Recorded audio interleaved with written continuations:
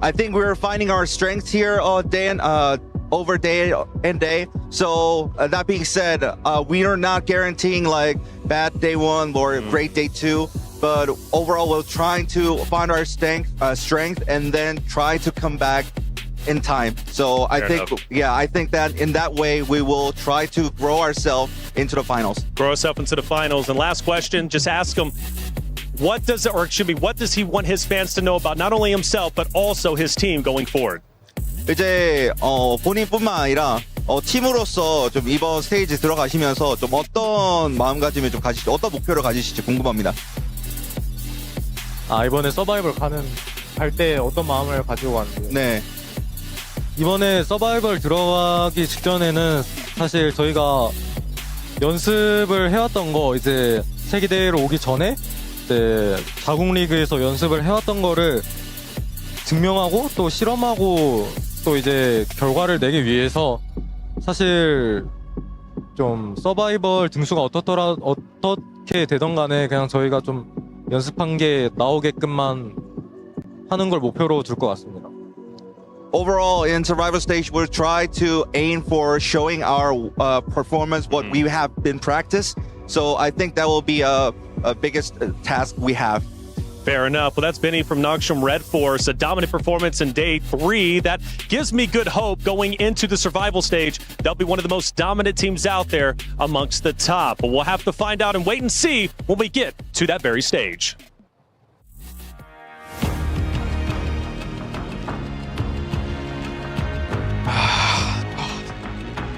Thank you very much. It's so ridiculous. You've got Alpha 7, Regnum Carrier, Falcons in the survival stage. How many teams did Max Man curse? 7, Neptura, I'm coming for you, because Kalaris is back for the survival stage. Where's my coffee? I asked for it minutes ago.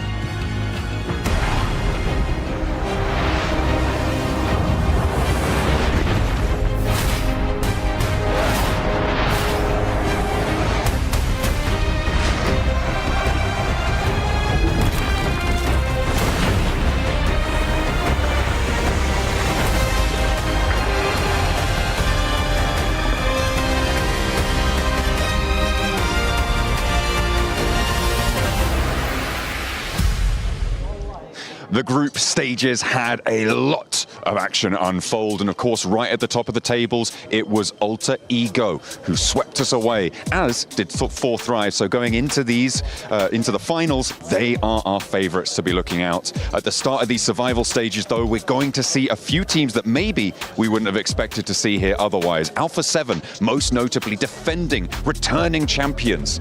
They are going to have to fight for their tournament life here in the survival stages. Of course, we do have to say goodbye to the survival stages from Alpha Gaming. They were able to go all the way on up towards the end of the day. They started off a little bit slow, but they gained momentum and have managed to escape the, well, unfortunate situation of being in these survival stages, kicking off today.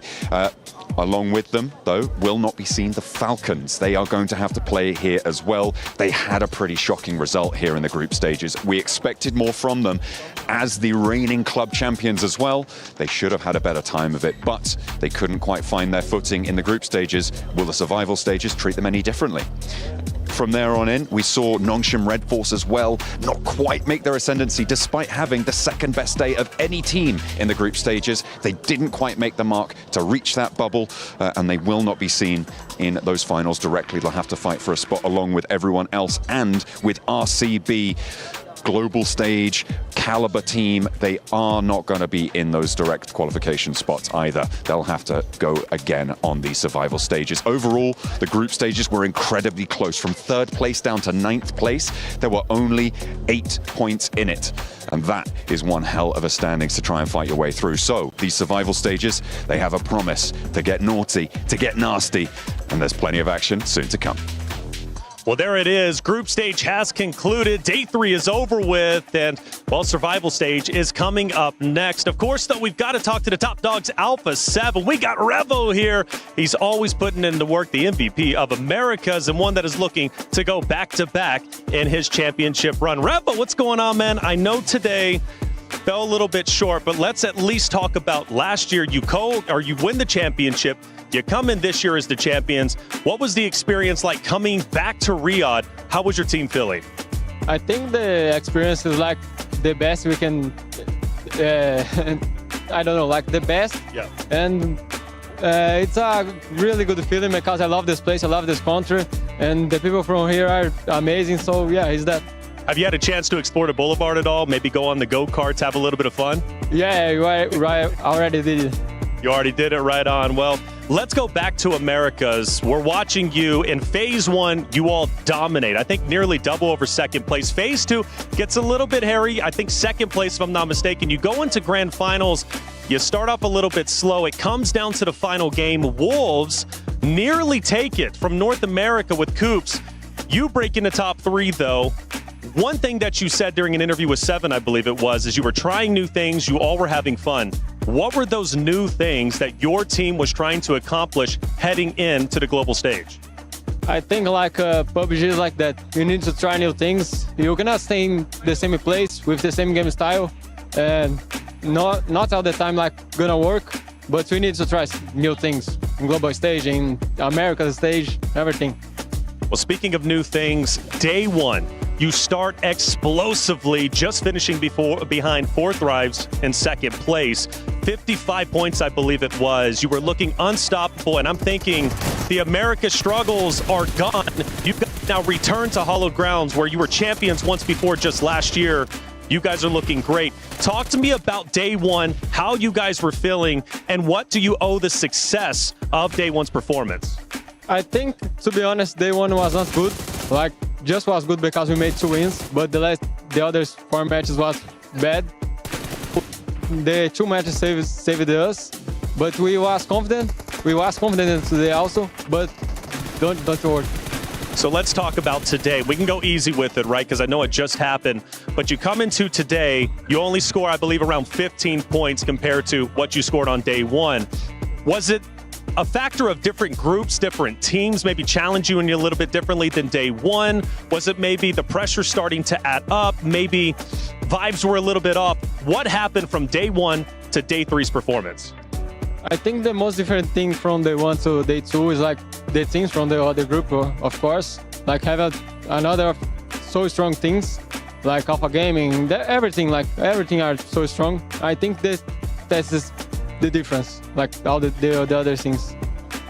Well, you were expected to make it into the finals directly. Now your job gets a little bit harder. You go into the survival stage. You should be, I would say, one of the best teams going to survival stage, in my honest opinion. You know, I'm always supporting you guys from Americas. Day one, though, you talked to Seven. You said there's no pressure whatsoever. Is there any pressure added now that you have to go to survival stage and your tournament life is now at stake? I think, of course, I have more pressure because you are in survival stage. If you don't qualify, it's over.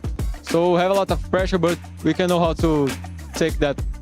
Well, you're one of the best in the world, and honestly, like I said, you put Americas on the map. Our region now is taken very seriously because of your team's performance. Of course, I'm going to hand it back over to you one more time. What do you want to say to your fans? You're heading into survival stage, but I know the doubters may not believe, but I know those who truly know your performance, we are believers, and we think you can go all the way. What do you want to say to your fans?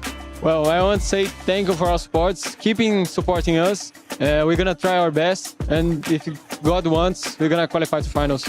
Well, there it is. Revo from Alpha 7, a dominant player in his own right, a dominant team. Let's see how they'll do in the survival stage.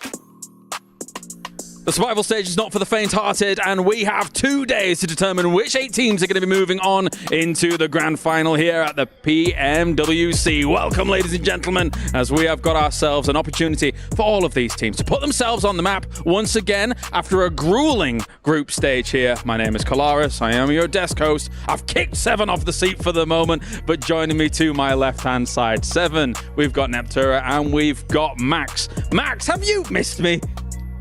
No. What? Not really, no. You were at my wedding. This is treachery. What? Still not. It's ridiculous. Well, regardless, we've got a good 2 days to look forward to here, Seven. I am hyped to be here alongside you guys, bringing you these fantastic games. I'm hyped you're here with us too. Last time you were the desk host with one of these shows with me. I think it was like 2019, if I'm not mistaken. So I'm happy we're back together, baby. Was it that long ago? It really was. Jeez Louise. Back in my day. Okay, all right. Yeah, I'm slightly older. Well, anyway. Let's talk about what we've got coming up in the tour, of course. We have got... Well, actually, it's a surprising list and lineup of teams here that I really didn't expect really to be in this survival stage. I think there's been a lot of surprises over the last weekend. It's been an interesting few days. We've had some upsets. We've had some maybe surprising teams actually going forward to the finals, but we're all talking about the survival stage, and we got some teams that we want to see go through that we think are kind of shoo-ins to go through, and others that might just actually upset those teams even further. I mean, we did see some cool stuff in the survival, or in the group stage rather. How do you feel about Falcons being there? There you go. No comment. Sighing. No comment. I'm sighing internally. It was a rough time. Let's take a look at the Jameel Motorsport player walk-ins as they are now leaving the hotel to make it towards the venue to try and get themselves out of the position they find themselves in. Again, it really does, though, Seven, speak to the quality of the teams and the players that we've seen so far. When you look at the list that has had to drop down to the survival stage, PMWC is elite wall-to-wall. It definitely has. I feel like I'm pleasantly surprised, and I'm happy that some of these top dogs are going to be in survival stage, and they're going to be challenged a little bit more.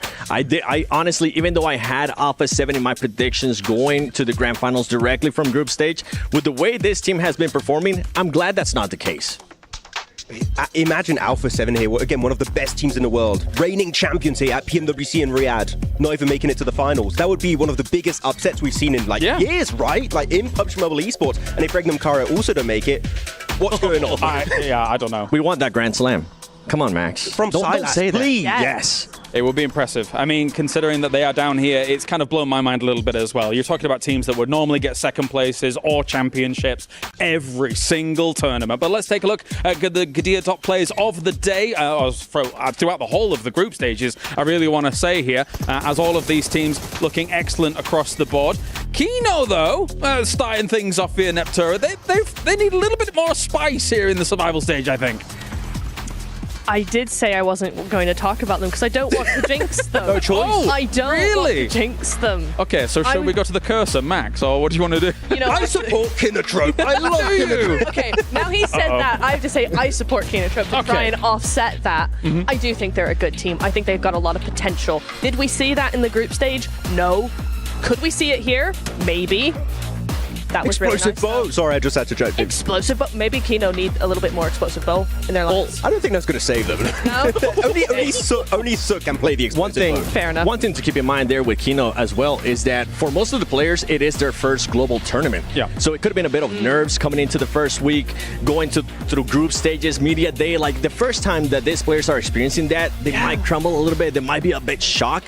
But I'm intrigued to see what this team is going to be doing in survival stage. Now that the nerves are out of the way, they are going to be feeling that pressure a little bit more, but I'm hoping that it is a much better performance for this team. Well, we've got the Crunchyroll reactions as well. Let's take a look at all these players getting themselves heated here in the desert for the PUBG Mobile World Cup.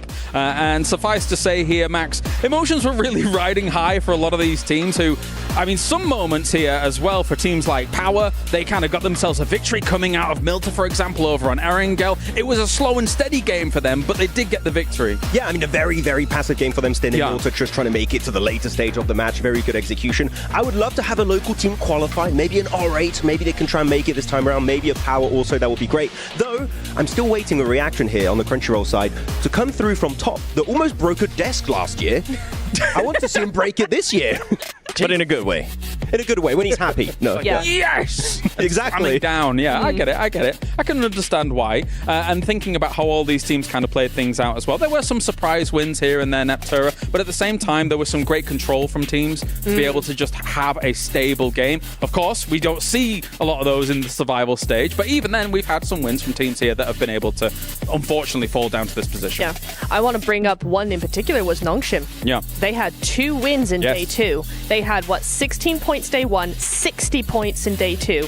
Really coming back into their own. And so for them to come into survival stage, I think we could be looking at a really, really good contender here for the next 2 days. Well, of course, across our group stage, 8 teams did advance into that final. As you can see, all the way to the top. Alter Ego looked spectacular, Seven. Everything that they showed me, I was like, oh, yes, I'll have a bit of that. I mean, when you look at the eliminations, they have 21 more eliminations than that second place team. And the crazy part, too, is if you look at those 2 top teams, those were the only ones with over 100 points, getting a lot of those points. So now going into survival stage, these teams aren't going to have to worry about those heavy fragging teams just soaking up all those points. There's going to be a lot of opportunity, Max. Yeah, there's going to be a lot of opportunities going into that next stage. But I want to highlight 2 teams in particular. Team Secret, big surprise from SEA. Wasn't sure if they were going to qualify. But ESPORTS, able to outclass Regnum Caria, Falcons, and also Fireflux from their home region was a very, very big surprise. Eren in particular was stepping up massively in the group stage. I wonder if they can try and do something similar going into those finals. Yeah, I was really surprised by Edis, particularly in the second day. We saw some really good controlling zones coming in from them, some really nice setups. I am interested to see what they've got going into this one now, because it's one of those things where you've got the top 8 no longer here. So then you have not lesser teams, but less dominant teams coming in here. Can they use that? Can they take advantage of that and really just dominate the lobby in these 2 days? And then for the 16 teams that are left here, they still have the potential to also dominate, right? If you look at the likes of Regnum Carrier, if you look at the uncharacteristic performance of an Alpha 7 here, 7, it becomes a case of like, okay, well, if they go into a lobby like this and it's a lobby that's not moving across 2 days, they can gather momentum and they can find themselves some big wins. Is it time for me to just rip them apart, or am I holding on to that? Or who do you want to rip apart? Alpha 7. Do it. Do it. All right, ladies and gentlemen. So I've been waiting for this the whole week. With Alpha 7, let me see which one is the one I'm looking at. That one right there. With Alpha 7, outside of the first day, they did absolutely nothing. This team was only able to get I think it was just 1 placement point outside of their wins. And on top of that, their eliminations just weren't quite there. On the day 2, 15 points total. This is from the defending champions, the people that are expecting them to win. This is not a defending champion to me with the way that they're currently performing. I'm hoping that they're going to step it up in a big way. And if we talk about player performances, where's Rebel? Where's Mafioso? Carrillo is the only one right now putting up those points. 17 eliminations, and he's not even in the top 10. He's top 20. What are we doing, Alpha 7? This is not the Alpha 7 that we expected coming into this. So we just saw them arriving there at the start of the Jamil Motorsports arrival here on location, and I think your rant is founded, right? I mean, Max, looking at how they play things out, they are the defending title holder here at the Esports World Cup for PUBG Mobile World Cup. It's difficult. I mean, we can look at the power rankings. We have placed them, we believe, in a position, clearly, of power, even though, actually, wait a minute, they're not there. Hello? We'd also placed them alongside some of our favorites here in Alpha 7. If you squint your eyes, it's actually Alpha 7. Alpha Gaming, Alpha 7, you don't add 7 more and you're pretty much It should have been illegal to call themselves Alpha Gaming after Alpha 7's so good in this game, but it doesn't matter. At the same time, though, let's talk about some of these other ones, Max, right? You've got Regnum Carrier, you've got Falcons there. Obviously, we're expecting big things from them, but there wasn't some deliverables coming in from Falcons in the group stage, that's for sure. Falcons, every time I saw them, they would just split apart, losing the player left, right, and center, and then you just don't have the manpower to take a proper 4v4 fight anymore. It is just very surprising that we just didn't see anything remotely close to what they did back in PMSL EU, and especially back in PMGO. Again, they got second place. They performed so well at that global stage. So here, we need to see a big change up, because if they do something even remotely close to their group stage, top 8, I think, is just out of the question for them. And from a conversation that I had with their coach, Peko, earlier today, he was like, I was asking him, what was wrong during that group stage? He just kept saying we weren't playing the way we're used to. What is the main thing that they're going to be changing is the decision making, and I'm hoping that that's actually going to be the case for this team, because as you were mentioning, it seemed like a little bit too all over the place, and he didn't really want to tell me any secrets, fair enough, in regards to the way that they play, but they kind of spilled the beans a little bit. He said that they usually expect a lot of the other teams to be a little bit more scared, and I feel like that might be the case here in this lobby. We have favorites. We also have contenders and dark horses. Neptura, who jumps out to you when it comes to the survival stage? Survival stage, I think Power impressed me a lot coming into day number 2. I think their setups in the mid game were really, really nice. Large spreads over on the edge of circle. What's going on here? The Keymaster. Key. Oh. I thought they did so bad that they removed the key. Yeah. They're not. They're like, no. Like, It goes back on the wall when you get a win. No. As Max said, they're not dead yet. Like it's just Still here. Look, they're all right. They're all right. Don't break our I'm like, key. jeez, were they hearing my rant? I'm sorry, guys. It wasn't that bad. Revo just takes his key in the crusher. We're done. There's still a chance. But there will be crushes at the end of these 2 days, that's for sure here. So, I mean, looking at how everything unfolds, Nipsher, I want to get more of your thoughts about Yes. this. Obviously, you were talking about power. Who else kind of really springs out for you here? EA. I actually liked EA E-Arena? a lot. E-Arena was really, really good. I thought that they were inconsistent over the 2 days, right? But again, we saw a lot of this coming in from a lot of the teams actually in day 2. A lot of those first day jitters were out of the way. They started playing really nicely. Their setups were really good. Some decent eliminations, just not quite enough to get to the top 8.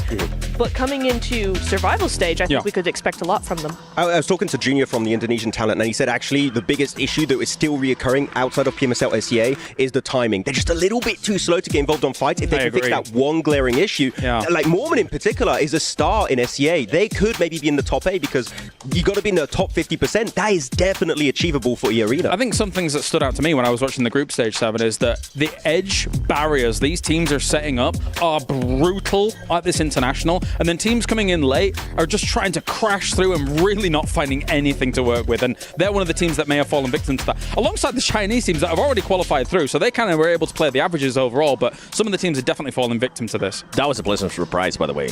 Thunder Talk Gaming being able to make it straight to grand finals. I'm happy to see that. Now, talking about that edge play, talking about those teams having to move into the center a little bit faster. One team that was actually able to adjust, and I'm looking forward to seeing them how they perform today, is AXTMG. They were able to get a win on the final day of group stages, and on top of that, just make adjustments through their overall gameplay. Well, of course, here. Any final thoughts before we move on, Max? I'm actually impressed to see Yangon Galacticos do so well at the first stage. I want to see a little bit more of how aggressive they were. So I think they could be a big surprise team to make in the top 8. All right, well, thank you very much, guys. Well, of course, we'll get more time to talk before the games actually do play out here for everything to go down. But it is the survival stage. You only have 12 games to make it through, join that finals, and get yourself a place in what potentially could be a history-making run if you're able to get through the survival stage and all the way there. Let's head on.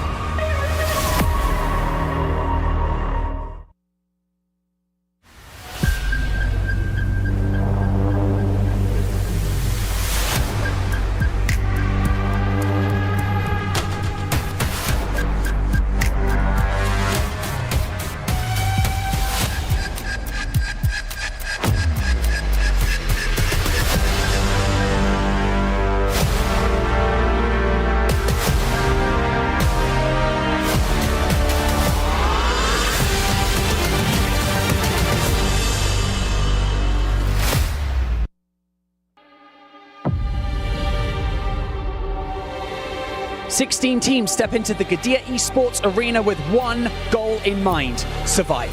3 days of competition slipped through their fingers last week, and now they are staring down the barrel. And so, my name is Barney Banks, and I am your host. And welcome to the PMWC at the 2025 Esports World Cup.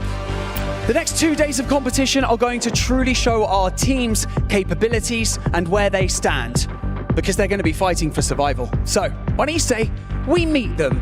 Starting things off with Intense Game!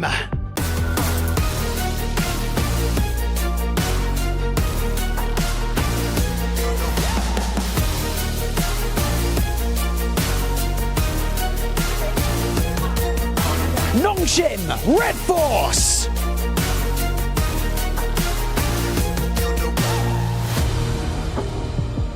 Gamax Esports!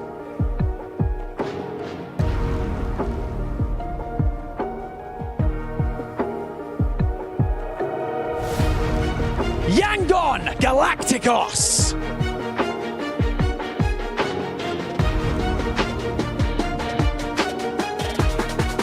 Hora Esports!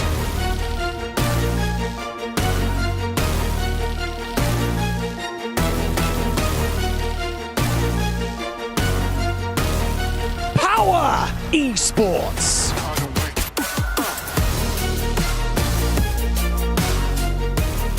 Regnum Carrier Esports.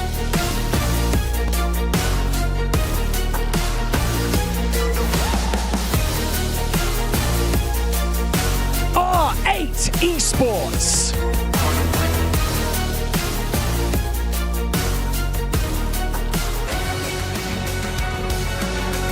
Flux Esports.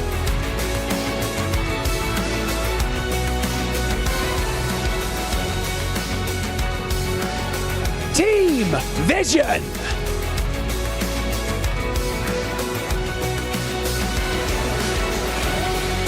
Influence Rage.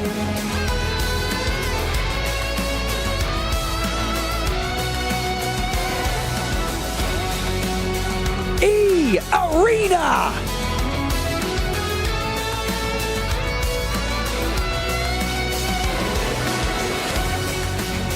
Kinotrope Gaming.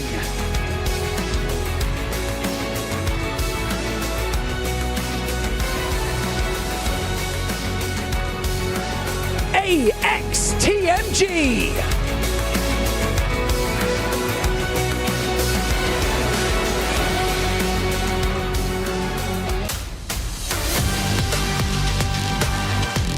Team Falcons!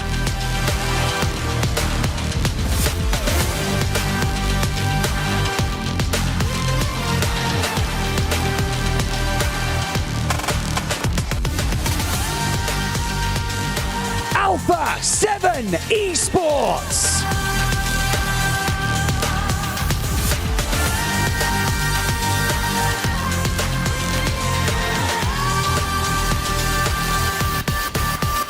There's a different kind of tension in the air today. Is it the realization that the next 2 days could be their last?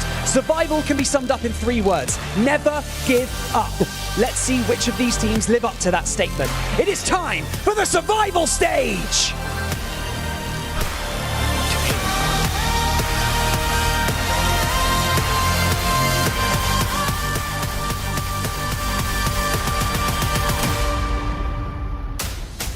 That's right, Banks. It's all or nothing for these teams now. There are no second chances across these next 12 games, and we have some titans of PUBG Mobile here who are staring down the barrel. Will they be able to overcome the challenges that they will face here in the survival stage? Again, joining me at the desk here to talk about it all, we have, of course, Nepturo, we have Maxman, and we have Seven to talk about it. As Alpha 7, our current defending champions, our defending title holders here, are currently facing potential elimination. Let's see if they can make it out. I think they may. But let's talk about some of the other teams that we want to talk about here. Nepturo, of course, as another huge titan of PUBG Mobile. Regnum Carrier currently also finds themselves down here as well. And no one expected that to happen. I mean, Regnum, they've been the most talked about team, I think even above A7 really. I feel like they have gotten the most conversation about them coming into this event, and here they are in survival stage. I will say in their defense though, that they actually had a really good group stage. 42 points day 1, 39 points day 2. That's very, very consistent. It's just that with a 2-point difference from 8th place, somebody's got to be in that 9th place. Unfortunately, it was them. But for me, they didn't play all that badly, to me. I would agree. I think it was just still a really good attempt, but it's nowhere near what we saw back in PMGO, right? That they are not up to that level just yet. But no, they're getting back into it. I saw that right now that I think Tospic was bouldering, and you had Silas just chilling next to the pool. They're having a good time. They're feeling comfy here in Riyadh, but they're going to try and make it in the top 8. Final thoughts here before we get to it, Seven? It's going to be Team Falcons. I want to see how they're going to be performing. Talking in regards to players, Narvalo is one team that I actually want to see him step it up a little bit more. If I'm not mistaken, I think he ended up with 0 eliminations for all of group stage, which is insane. That's a disaster. That is a disaster. And I mean, they were only 37 points across the group stage. Thank you very much, guys. I'm getting word that we are ready to head into the game here. It's an understood situation why Alpha 7 and Falcons are being focused on here. 2 massive names who are now here in the survival stage. Let's head over to the casters for game number 1 here. Thank you very much, James. We are locked in, dialed into position, and excited to kick off the survival stage here live from Riyadh, Saudi Arabia. Myself, Jackie, and of course the magnificent Blank, who are going to be bringing you the action live as it comes to us. Some good talking points set up by the desk, as always, very Maxim-esque.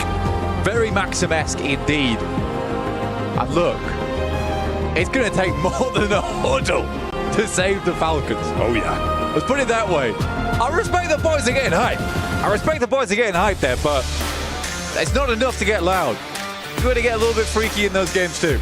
Yeah. As Revo was saying earlier, right? You've got to change stuff up. Bro, that's the thing. I think the pageantry only goes so far, right? You've got to come out today, absolutely play some lights out PUBG Mobile. It's not going to help too None of much. the dramatics. That's what I mean. Like, no dramatic. He's behind you.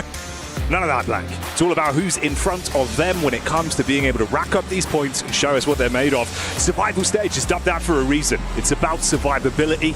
And for a team like those two, for Falcons and Alpha 7, it's an interesting X that's on top of them, but so many other talented squads that are going to be looking to scrap it out and make their way through.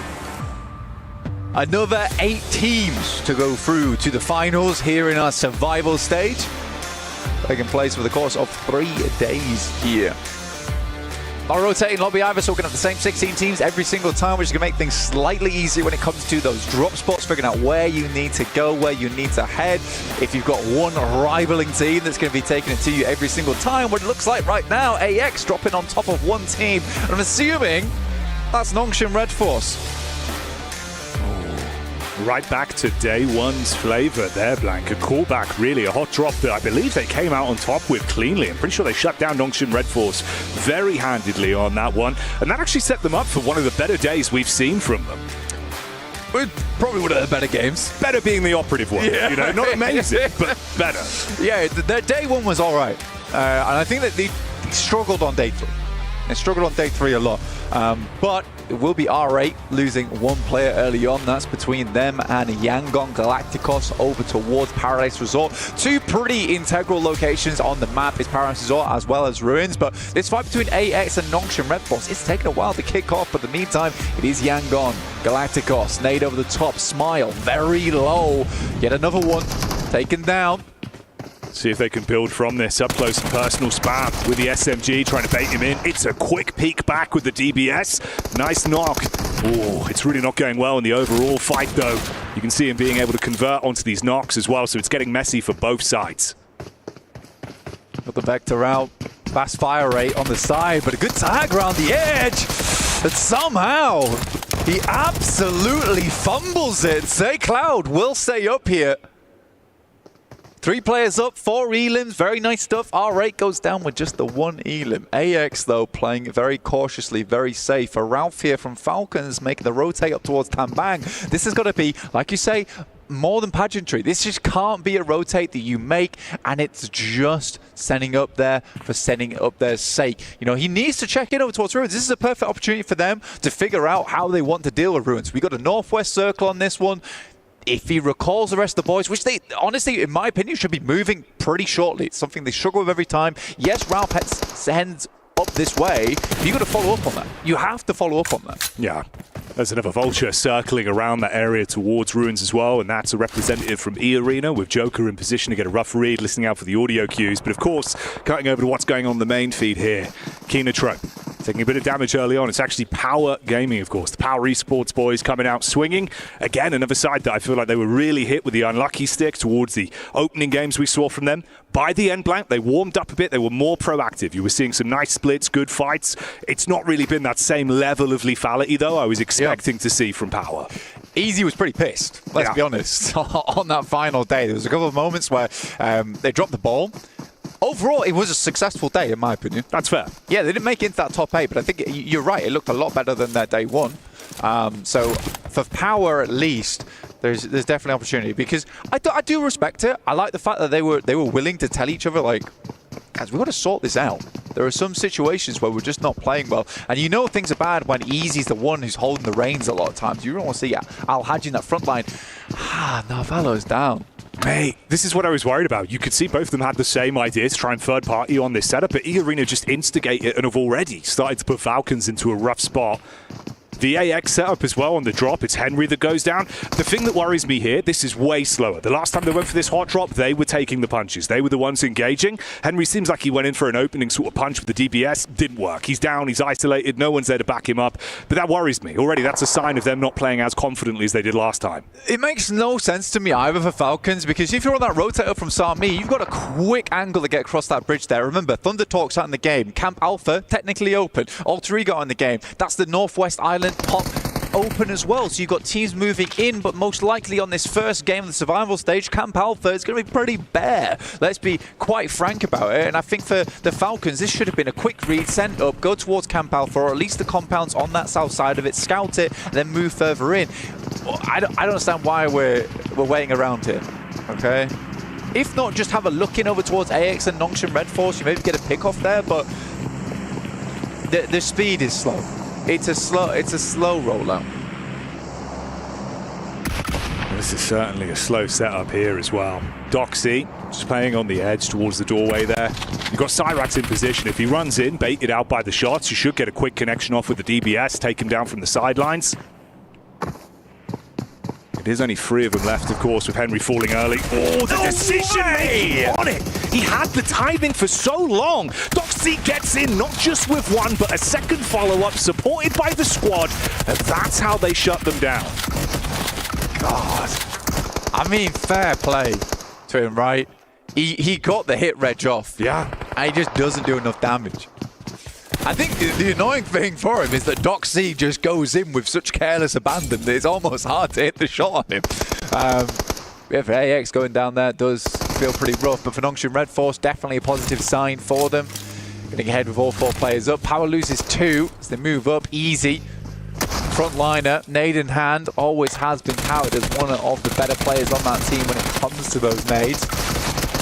Yeah, this was silly, in my opinion. Yeah. Oh, man. Yeah. Wow. That's a lot of emotion. Yeah, I mean, you know how much it means to them. And that is a brutal start. One, you've got to sit there and just really absorb the atmosphere of the other teams now. No influence you can have on this lobby. Dude, it also causes problem for you into the future, because now you're kind of considering whether you should keep going back to Paradise Resort. True. All right, it sets a precedent for Yangon Galacticos. Power Al-Haji's still down. Managed to get 2 elims this game. I don't know how far he is out from this compound. We'll see if they can get him back up again, but I think it's highly unlikely. Vision down to 2. Marcelo and Volt still up. Volt had some pretty good success, I would say, in the group stage. I think he was carrying the team quite a few times. See what he's able to do here. What? There is so much space. The Northwest Island, it's so crazy. 4 thrives in hard tin, you know, Thunder Talks Camp Alpha, Alter Ego, top side of the mountain. Teams should know that there is so many locations. I don't know why no one went to any of these spots either. I wonder if they just assumed that they would just be running into hot drops, and it's just hilarious to me that we instead get hot drops on Ruins as well as Paris Resort. Yeah. Yeah, indeed. It's already looking like a bit of a scrappy one to kick us off here, going into the first day of survival stage. It's uncomfortable as well for Power, right? You had that third party set up towards the ridge side there with Hora getting the vision down, so they were able to take the connection shot off onto Al-Haji. And you're just trapped, feeling like sitting ducks, especially from the angles they've got if you try and peek out into it. Okay, E-Arena on our screens here, though. Already claimed that 1 elim to start things off. Could be a good setup from Loxy from the sideline. Molly in through the door. Nade's responding on top of it as well. Spam on the smoke to see if he can get a connection. Topsic has that nade towards the backside. You've got a bit of a reposition from Joker there. He was the man that took a big blow onto Falcons to knock one player early, and he's still building. Good close quarters combat, quick reposition, find himself some cover. Wanted to convert onto the knock, but instantly bitten back upon by Silas. This is the technical best team in survival stage. Wow, that could have been a big amount of damage going through. Moment has to back off the building. Nasty bounce on that one will cause it to jump back, but the shots coming through from Team Falcons now. Finally made that decision to cross the bridge. Took them a while, and it required E-Arena to make that move first. But for Regnum Karya now, they need to speed up this fight. They've got to clean them out, remove Mormon from the position, so they've actually got some backline cover with that roam up from Falcons. You're going into his domain though. DBS, oh, nice moves to at least try and bait him off with the peek from the side, but Mormon's ready for the first. While down, just 2 players there for Regnum Kaya. Not ideal whatsoever. Not an easy circle to play for Regnum Kaya. But getting in here on this engagement, I think for Loxy, he's getting caught on the backside here. No information. It was a bit of a weird one with the 1-3 split going on. And the timing's just a bit off. It's a good Molotov actually from Joker as well, because it prevents Loxy from going back in that building, forces him to take that 1v1, and he's got the lip to play around with. You just wonder if the comm didn't come through fast enough for the rest of the team to react. Now just Silas, Poshpik left alive. They've got no clue where these bullets are coming from either, scanning the horizon.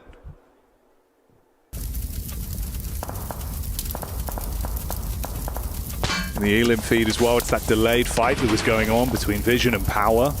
Trapped in the compound for quite some time. No-Fit was the one just guarding, watching over the top if they did peek out, but intermittent skirmish just between the two teams. No room for him to snatch away some points from that yet.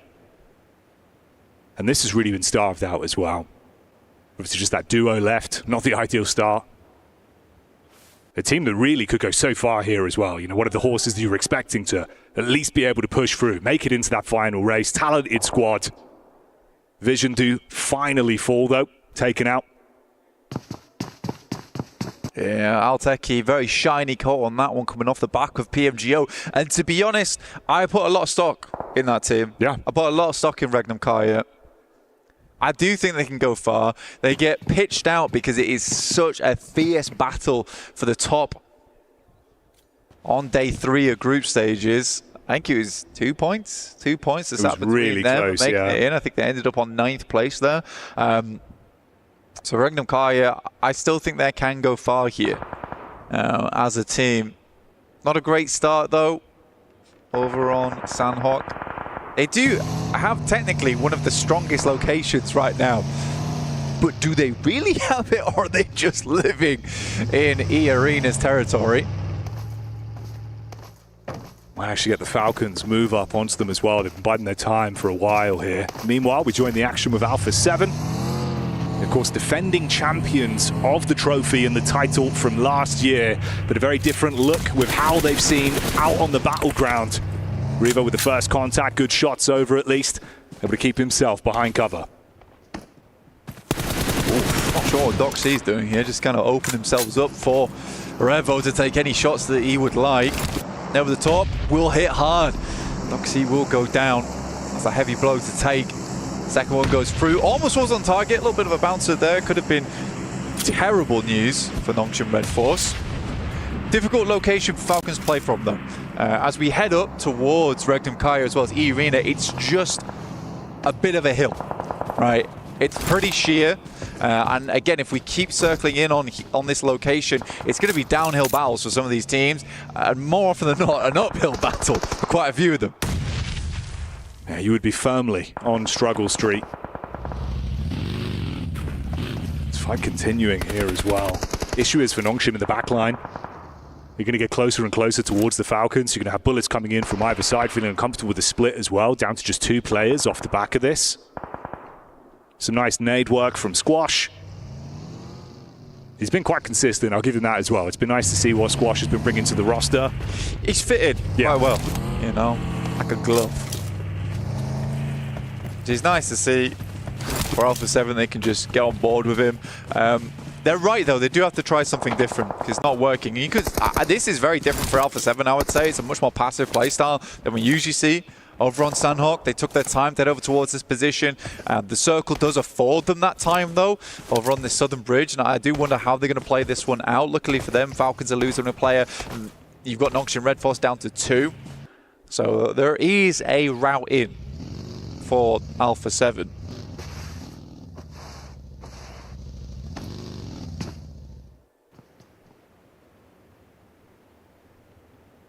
Regnum Kaya as well. It feels like it's so unfortunate with the setup there of how that initial fight went. Then ever since, right, you've been trapped. Silas just having to keep himself in cover with the vehicle behind. Knows there's teams around him. The crazy thing to me is that E-Arena's not cleared them. No. Because I get that Silence could take shots. I mean, if I'm E-Arena right now, I'm looking to clear Regnum Karya as the circle starts to push in. A lot of these teams on the northeast side are worrying about one another as opposed to E-Arena and Regnum Karya. You don't want them sat in this location. It's such a strong spot as well, considering like the surrounding area of it, where it's quite difficult to push over to that location. There's a little bit of cover in terms of trees as well as the rocks. But you have prime location. And so do Falcons. Falcons managed to pull this back from what was a bit of a shaky start, in my opinion. I feel like they could have had this a lot sooner.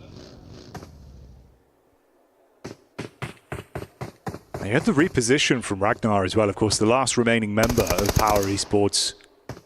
Not bad considering they found themselves 6 eliminations, but obviously going to want to try and steal away more. So much line of sight to play with.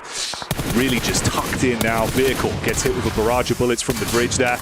Korea being able to get vision onto him, so he's just got to tuck in. I think he shot his own tyre out. I think he has, yeah. Accidentally. Danger close, danger close. Yeah, not ideal. I guess this has at least taken the attention off Binny. Obviously, he tucked in underneath the bridge a while ago and Nongchin had to back off. Check it. At least check it. He should know there's another team around here. He clears one.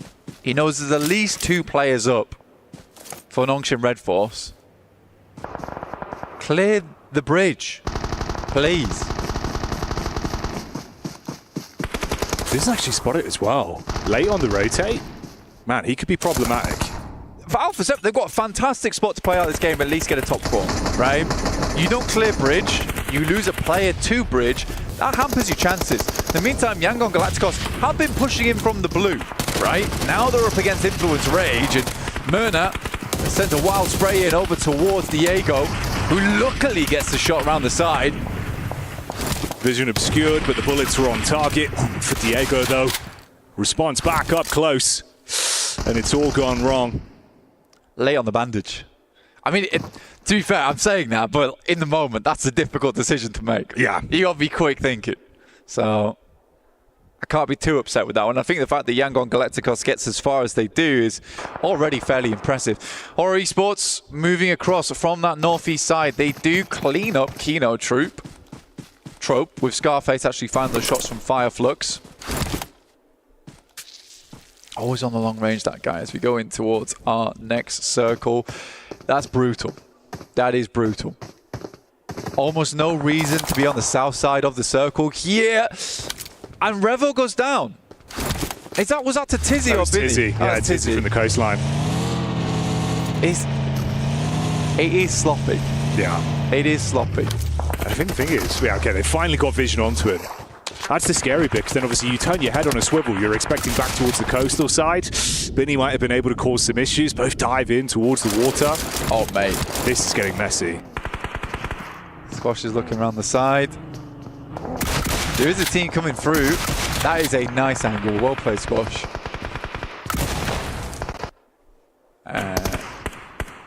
Ignore that. Five looks over towards the east.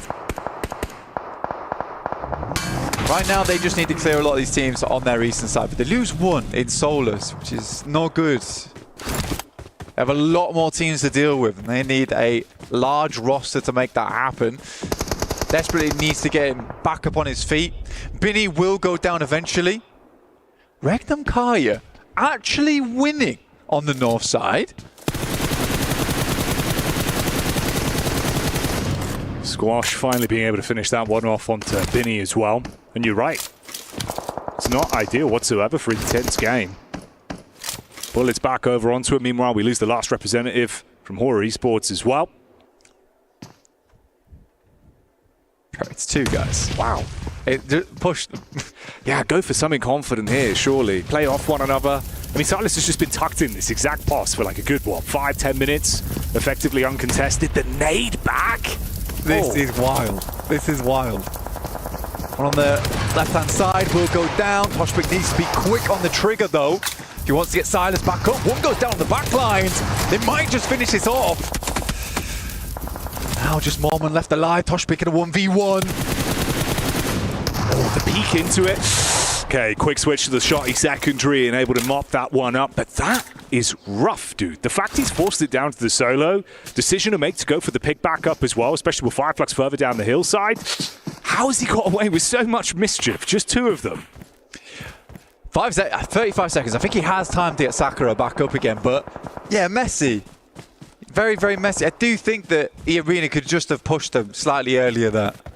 With nades, take 2 angles. If you're getting shot, just back it up. Falcons, though, fantastic spot. Could have had 4. Alvaro didn't go down. But Alpha 7 do make it to that coastal side, and Tizzy continues to be a problem. Yeah, the double spray. He got the backline angle for a double spray onto Alpha 7. They know he's here. They were aware from so long ago. Exposed themselves to it. This is brutal, bro. Roll up as well. Falcons potentially realizing now's the time to go in. Koa from the sideline spots them. Exchange on points between either team. We say goodbye to Alpha 7. And Falcons looking to put themselves in a good spot. I was hoping Falcons just take down Tizzy there. Honestly. Fair play to the Falcons. This has been an odd game all round. Let's be honest. I think Falcons could have been quicker over towards that north side. There's a lot of teams on that Northwest Island that were cut out in that top 8, who were finding the most success there. Nade goes down over towards Ralph. My. Literally eats it, chomps down on it. No big deal. That's nuts. A Maxim-esque nade right on target, but he barely survives with a sliver of HP. Difference is, obviously, when you look at the battle of attrition, right? Falcons, the only squad that have 3 players left alive going into this.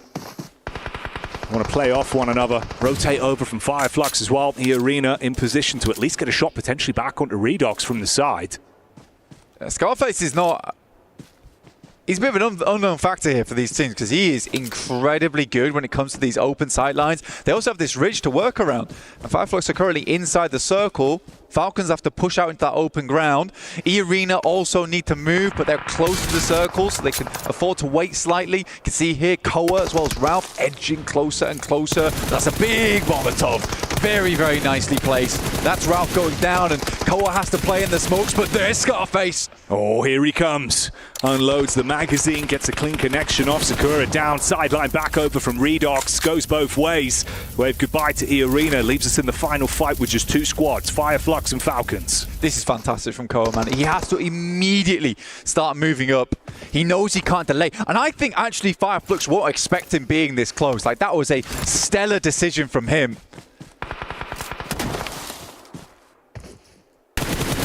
Catch. Spotted out from Redox in the backline. Prime nade from Koa, chucked back over. Calls it quits on the push back up. 2-2 split. A lot of distance to work with here. Uphill battle, just spots out the head, but it's a quick timing on the peak. Scarface, back over, bullets down, heavy tag. The only thing is that Redox almost scares him off the position that Koa was going for with the nade. This nade's coming in quick though. Koa sends a nade down, does good damage over towards Ketch, and Scarface is yet to toss the nade just yet. Could air burst over towards him. Koa's taking a 1v1 and Ketch will win it out. Oh, the Tommy Titan unloads the magazine, shuts down the first. Redox with a big task ahead of him. Quick peek up over the rock face, battling back with the DBS, trying to keep them isolated. Give himself 1v1s. He's got the heal in. Quick peek back around, trying to see if he can bait them on the face. If they give him an opportunity, he could snatch it up close, but Scarface handles it, and they will snatch that one away. It's a dangerous proposition. Scarface will be letting some scars into the battleground there from long range. Give him a sight line, give him an opening, giving him an open field, and it's hard to deal with him. But the Falcons, though, again, cannot give enough praise over towards Koa. He is just making some big movements. I really do think if Redox doesn't take those shots there, potentially that nade goes through. It's a little bit of a miscom, potentially. It might be a case he has to take those shots to keep himself alive, but yeah, frustrating. Definitely frustrating stuff there. It just felt like the pace, very slow burn on that one as well. You can see they're not over-egging it. I don't know if that's going to be a problematic issue though as well, but there just isn't that much level of instant engages, the quick confidence, the plays you'd expect them to make. A little bit more timid, they walk away with second place. Fireflux take that one to kick off the survival stage. We'll bring you more action in a few minutes' time.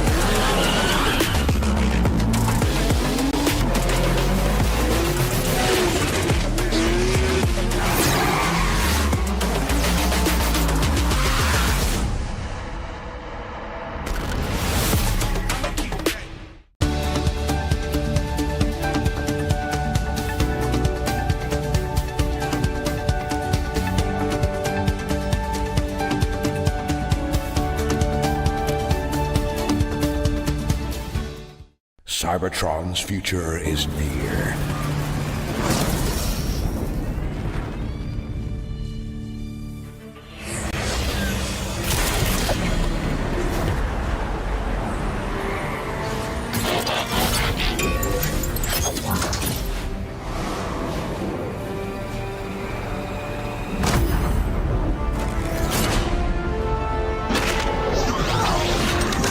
Autobots, roll out!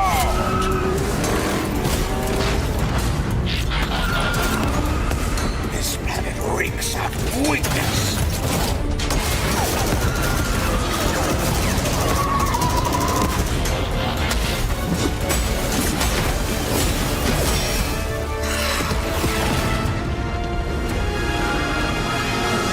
Your courage reignites my spark.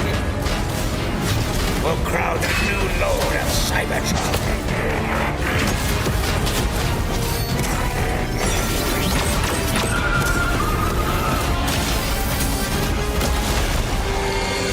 Roll for freedom. A victory for all sentient beings.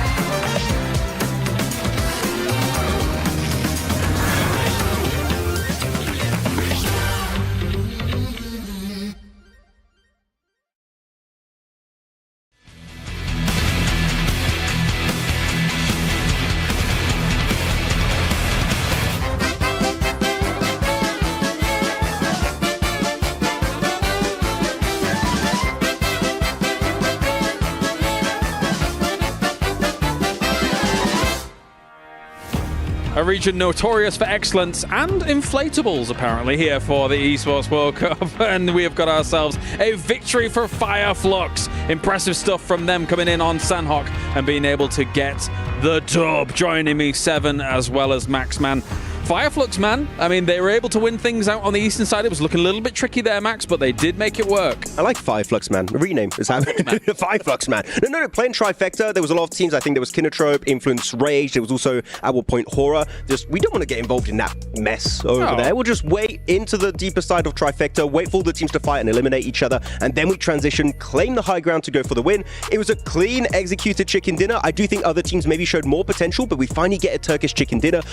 Instead of Regnum Regnum Kara, which is kind of impressive. I mean, for a team that has a lot of experienced players, this is something you and I were talking about, Max, coming into today, is that we were kind of expecting Fireflies to be a bit of a dark horse today, right? The experience is there. They just haven't really been executing a plan. So for them to get a chicken dinner here, it kind of sends a bit of a red flag to all the other teams that they are here to win it and make it to the grand finals. I mean, because if you tell me how do Fireflux tend to play, passive does not come to mind, okay? Their team, they see you, they chase you down, they get the 4 points. Here, they were just playing very slow, which that shows growth for me, that they might be able to make in the top 8. I think something that was cool about their approach towards those final circles is they were hedging their bets. We were talking about how the coastline can be very strong in these kinds of circles, but also you have Scarface North trying to position as if he could potentially take the high ground. Once the circle shifts come in here, 7, they're like, okay, we can take this high ground, we can leverage this against our opponents, and I think it was really good for them to have options available. Yeah, and at the end, I mean, you saw them being able to react to Koa once Koa was trying to get an angle on them too. Quick reaction, making sure you eliminate them, and now you turn that into a 2v1. Red Ox was just not going to be able to do much. One team that I did see there towards the bottom of the leaderboard, and I kind of have to call them out, is going to be AXTMG. Once again, with this hot drop on Nongshim Red Force, you could tell Nongshim Red Force does not like that. I mean, they're wondering if it's going to be happening tomorrow. Now, the reason why I bring this team up is because for AXTMG, Sandhawk is usually their best map. Now it's time to put up or shut up for that team and make sure they get points going into Erangel. It's not BMPS, you know, you don't have as many Sandhawks as they have over there. And why do you want to start your best map with a hot drop? Like, I'm sorry, it doesn't matter. You can be good at the map, but hot drop is just pretty much 50-50. And even if you do win it, you might lose players and you don't have a chance of winning the game. Especially since there's other options than Ruins down there that nobody's at. So you could take the same rotation paths as well, in theory. Yeah, I could see why they did it, especially because they won that first hot drop back in group stage, and then it kind of forced them out. So they're feeling themselves, they're feeling confident. Yeah. They think they're going to do it again, but that was not the case. I'm hoping that one of these two teams is going to be giving it up. And if it's any team, I would highly suggest for AXTMG to just step away. You're talking about AXTMG, R8, Yangon Galacticos. That was happening in Paradise Resort. I thought it was completely resolved after the group stage, right? We know where all these teams drops. You know these compounds, these cities are overtaken. Why is it happening again when you only have, again, 12 games? You need to make every game count, so this is going to hurt them really, really badly here for the survival stage. Very small sample size of 12 games. And if 2 games on a Sandhawk are going to be an aggressive starts and things like that, I would argue in a really long-form tournament, Paradise Resort's not that bad a spot to actually challenge for compared to a Ruins, right, Max? But I mean, at the same time, only 2 of them. I would rather you go trash drop near Paradise and not take that for only 2 Sandhawks. There are so many teams. I mean, it's no Yasnaya. Like, it's not big enough to have 2 teams. If you want to fight for it, fair enough. But you could also just drop around, as you said, go for the trash locations around it and shut down the rotation of that team's trying to exit, because we have this trend of circles going always Northwest Island. It's happening every time. So you just just put yourself between Paradise and Northwest Island. Easy 4 points. Like, it's easy. We've seen some teams in the past being able to do that and actually succeed with it as well. Yeah, I mean, I can appreciate... So, for example, because we get so many of those Northwest Islands on Sandhawk here, Max, you don't have Thunder Talk in the lobby. You don't have Alter Ego in the lobby. So I like the adaptation that we see from Intense Games to try and drop up there. I mean, it's obviously a great spot if you can make it work. And we see Circle so commonly up there, but it really didn't materialize for them in this game. Actually, yeah, of course, Intense Game is the obvious outlier that they took the E-Arena, the Alter Ego spot, of course, going into that. I want to highlight Regnum Karia. They know, oh, wait, that position is going to be free right away. We're going to send it right in the compound next to where typically Alter Ego or Thunder Talk would tend to play. So they snatch it very early on. I do think, unfortunately, E-Arena had a very similar idea and cracked the same compound. Like, you're already here, what's going on? But that did, unfortunately, result in an early elimination of Regnum Karia. Well, not even early elimination. They fought for so long. It came down to 18 minutes, and then that's when the fight finally ended. And then nobody ended up winning because I think E-Arena ended up with, what was it, just 1 player? And Regnum Karia obviously getting eliminated. So not something that you want to see. Something I do want to mention, though, with Alpha 7, we were seeing them late rotate into the circle. We were wondering if that was going to be happening because of the way that the circle was going to be going. And then on top of that, they were just being able to surprise Nongshim Red Force. You had some players from Nongshim Red Force being able to now move on to the North Island. One thing I was kind of thinking about in my head, I was like, man, they're not clearing. They're not clearing that player towards the bottom, and he's going to be able to get him. I'm not sure, I can't remember at the top of my head if he did end up getting Rebel or not. But then on top of that, they know where TZ was, still on the South Island, and they still go for that push without any cover. It's just crazy mistakes for Alpha 7 to be making. It felt like them and Fireflux both knew there is someone down there. We can't take the coastline as easily as we would like. You have to clear them out. And then it felt like almost as if Alpha 7 had got a little bit impatient with that push forwards and then being so open on that angle. It's a bit uncharacteristic for me once again of Alpha 7 here, Max. Yeah, I just want to repeat what Blank said. They know he's there. They knew the entire time he was down there. Like, he was taking shots earlier. It was very surprising that even if you can't get rid of him because he's going to play very sneaky, play behind the ridge, he does not want to get eliminated. But the fact that they just send it on rocks and trees that, like, one off angle can just destroy your entire setup was very surprising. So I think Alpha 7's going to have a bit of a wake-up call after this game that this is survival stage. Games like this, you're not going to get away with a slightly good position. You need to be very, very careful when you take them over. Yeah, definitely a wake-up call. And the thing is that we usually see a team being able to like kind of set up themselves. If you know that there's a player there, send 2 players in the vehicle, but at least have the other player keeping an eye out towards that South Island. That wasn't even the case. They weren't even worried about it. And that's the biggest wow moment for me. It's like, you cannot be making these mistakes, especially in an area that they have won games before in PMSL Americas. Yeah, I mean, we could talk about Alpha 7 for a hot minute here. I actually want to highlight Falcons. Like, they knew the value of that underbridge and the coastal area, and they're like, okay, actually, Alpha 7 getting completely destroyed by Tizzy and the off angle over the side of that river. Let's just get an off angle of our own, eliminate them, and then get a very nice entry point into the circle for both Koa and the side, of course, of Red Ox. So I think we've seen a lot more in this one game alone here, 7, of Falcons than the entirety of the group stage. And for Falcons, one thing that was a little bit sketchy for me was going to end up being just Rauf maybe overextending too much. Yeah, got to look out for that. Well, thank you very much, gentlemen. It is time now to head over to the commentators. Game number 2, we change things up and head to the grassy pastures of Erangel. Thank you very much, James. Excited for this one, but I think for the teams, Blank, you can see they are erring on the side of caution. We have seen moments of panic, frustration, specifically in the case of R8, and man, some decision-making where it feels like everyone's a bit more timid today. The survival stage and the title that comes with that, you can feel the true force in this arena. Some of the teams are absolutely at risk. At Kayla risk. Oh yeah. Of going over the edge. That's actually pretty good. I like that. I like that. And I'll tell you what you'll like, our official PUBG Mobile map feed that is now live on YouTube, of course. If you want to follow the games in the same way that me and Blank do when we're in the casting booth and we've got both screens up at the same time, giving you all the info, you can do it. And why wouldn't you? You could be in the booth at home. We have Booth at Home. We do. Now available over on PUBG Mobile Esports YouTube channel. Check that one out because it's going to be all important here, keeping up to date with all the scrappy rotations, the weird and wonderful turns we'll go through on this match of Erangel as it comes at you live here from Riyadh. Very excited to see how this one plays out because you're right. I think it's a perfect opportunity to bring this up. It's just they're stressed. Yeah, they're stressed, and it's not fun to look at. Teams, the tension is so tight. And I'm feeling like for some of these teams that string's going to snap and it's going to be explosive. I've got to get back into this. I mean, you see Rebel just rubbing the eyes down. I mean, he is. That last game, I mean, yeah, rub the eyes. Blind to Binny. Apparently so, right? It just felt like they knew about those positions. They were aware of what they had to do, but when it came down to decision making, it just wasn't Alpha 7. It really wasn't. It didn't have that same caliber that we know they can play to. Yeah. I don't know, man. I was saying to you, it feels almost like you're watching 4 individuals that are fighting amongst themselves. It's not that sort of team ethic that we saw that took them to that title win last year. And a lot can change in 12 months. Mafioso was the rock for that team, and now it's kind of Squash who's that player for them. It's weird as well because for Alpha 7, I mean, those 3 players have been together for the longest time. They have some very good grouping and play well off the back of one another.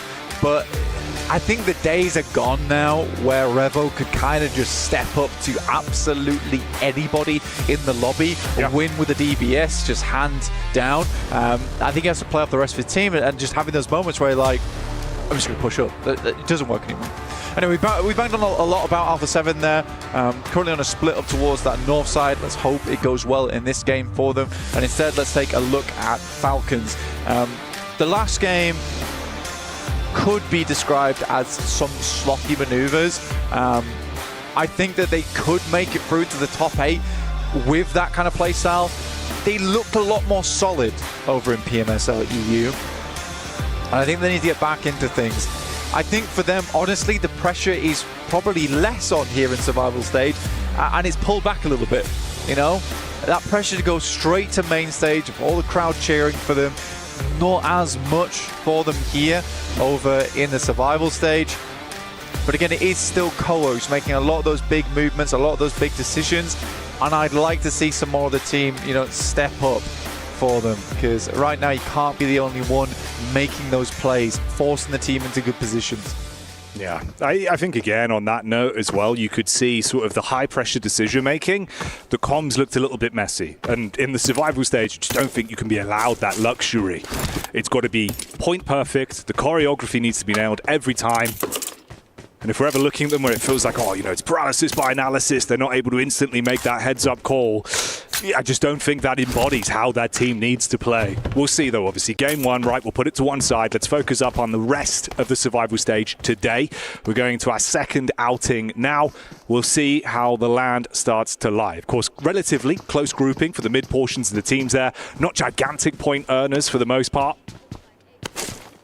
For Fireflux, I bet they're very pleased about the Sandhawk. I think it's been quite a while since we've seen an actual good Fireflux Sandhawk. I think they were always in the conversation towards the end game, but getting themselves a chicken dinner must feel very, very good. You saw them shouting. They were elated by that win. It's a good moment for them. And I think for Fireflux, this is certainly the spark that might start something special for them in the survival stage.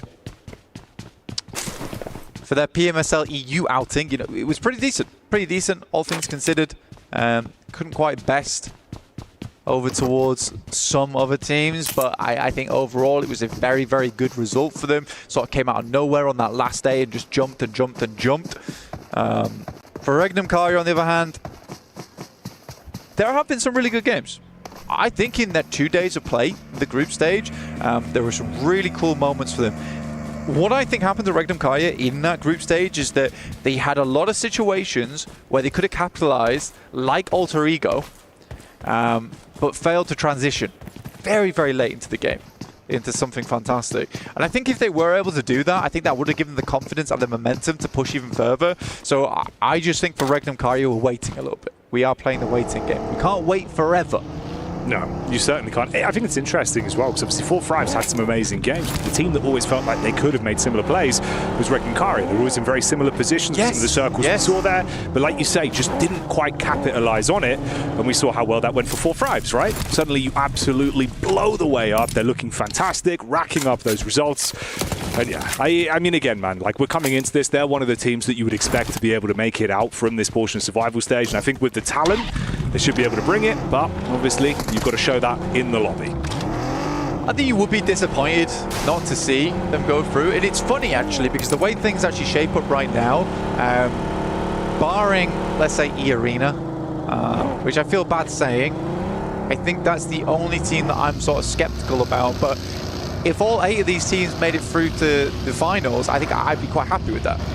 Honestly, I think that makes sense. You know, Fireflux all the way down to Regnum Karya in 8th place now, probably would switch out E-Arena with horror. But I am prepared for anyone to make that big, impressive maneuver. It's early doors, so we'll hold our reservations for now, see how it develops. Oh, AX, okay, up against Alpha 7 up on the hillside. Exchange of nades. Only a few left in the back pockets, couple thrown out. Relatively fragmented as well. It's Devotee that's kind of trapped on an island. Cyrax there, but the Bazon to support. Not the best range. Yeah, absolutely running low on ammo as well. And I mean, for Alpha 7, they've had to back off because it's danger close on the other side of Regnum Karya pushing up that way. The intense game playing around Hospital. Typically, Regnum Karya is quite good at playing this position, where they hold a lot of space and just create problems for you.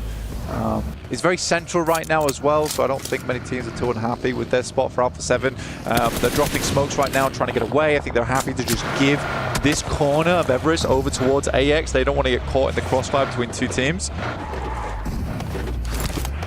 Quite a nice shot from Henry there. Good distance on it. Looked like the Mini 14 getting a tag from the sideline. It's Mafioso. So they are able to back themselves up. Of course, tons of cover to work with on this. She's not going to eat damage from the front line. Mafioso as well can kind of hold Edgard in this, get a bit of a read on where they're going. Yeah, your only difficulty, right, is you getting pincered a little bit if you're Alpha 7. It takes a lot of coordination to realize where you are. For AX, they're in a slightly worse scenario where there's a lot of sightlines looking up towards that location. You can get pushed easily, and then you become the pincer team. Typically, if no one heads up here, Alpha 7 does need to be very careful about this southwest side of Everest. Regnum car here, that's going to play it slow. Yep, absolutely don't want to be doing that. I think you did see clear that actually go down to scout the building that currently Regnum Karya have held. And it's a good spot. It's a very, very good spot to play, quite open around there. You do have this little ridge side here, which prevents you from taking shots to teams that do situate themselves on this locale, but this is going to provide information back fairly quickly to Korea if Regnum Karya ever want to push. Meanwhile, you get the POV as well. Nice little establishing shot here with the rotate for Hora Esports. Another team that I think, you know, we've seen a lot of good telltale signs, especially in that last game, some of the heads-up fights they went for. No Fear was making some nice plays. I think Sky as well, like the close range combat, dude, he was thriving. It felt like he was just kind of, you know, bring me more, bring me more. No Fear's has his moments, right? And I think the Sky's able to capitalize on them quite a lot. But yeah, No Fear's been opening up a lot of opportunities for this team. I think they fell off quite a large amount towards the end of group stage. Weren't able to quite maintain pace with some of the other teams who were just living in large, right? Alter Ego were living their movie throughout the entirety of that one. I think for Horror, they just weren't able to match that. I think here in this type of lobby, it's a much easier locale to really display some of that strength that they have. Now, this is an awkward one. You can see a tons of team on the western side of this circle. You're pushing out over towards open ground, over towards Pachinki. You don't necessarily want to head over towards one of those cities nice and early here. But for your team vision, I think heading over towards Church right now, getting that high ground set up, you could easily go for something like that. You won't want Fireflux coming in from that eastern side to pick that one up too quickly. So yeah, I think for Team Vision, it is just a case of getting Vision over towards Church, making sure it's not taken, because it is an astronomical amount of teams that are on the western edge.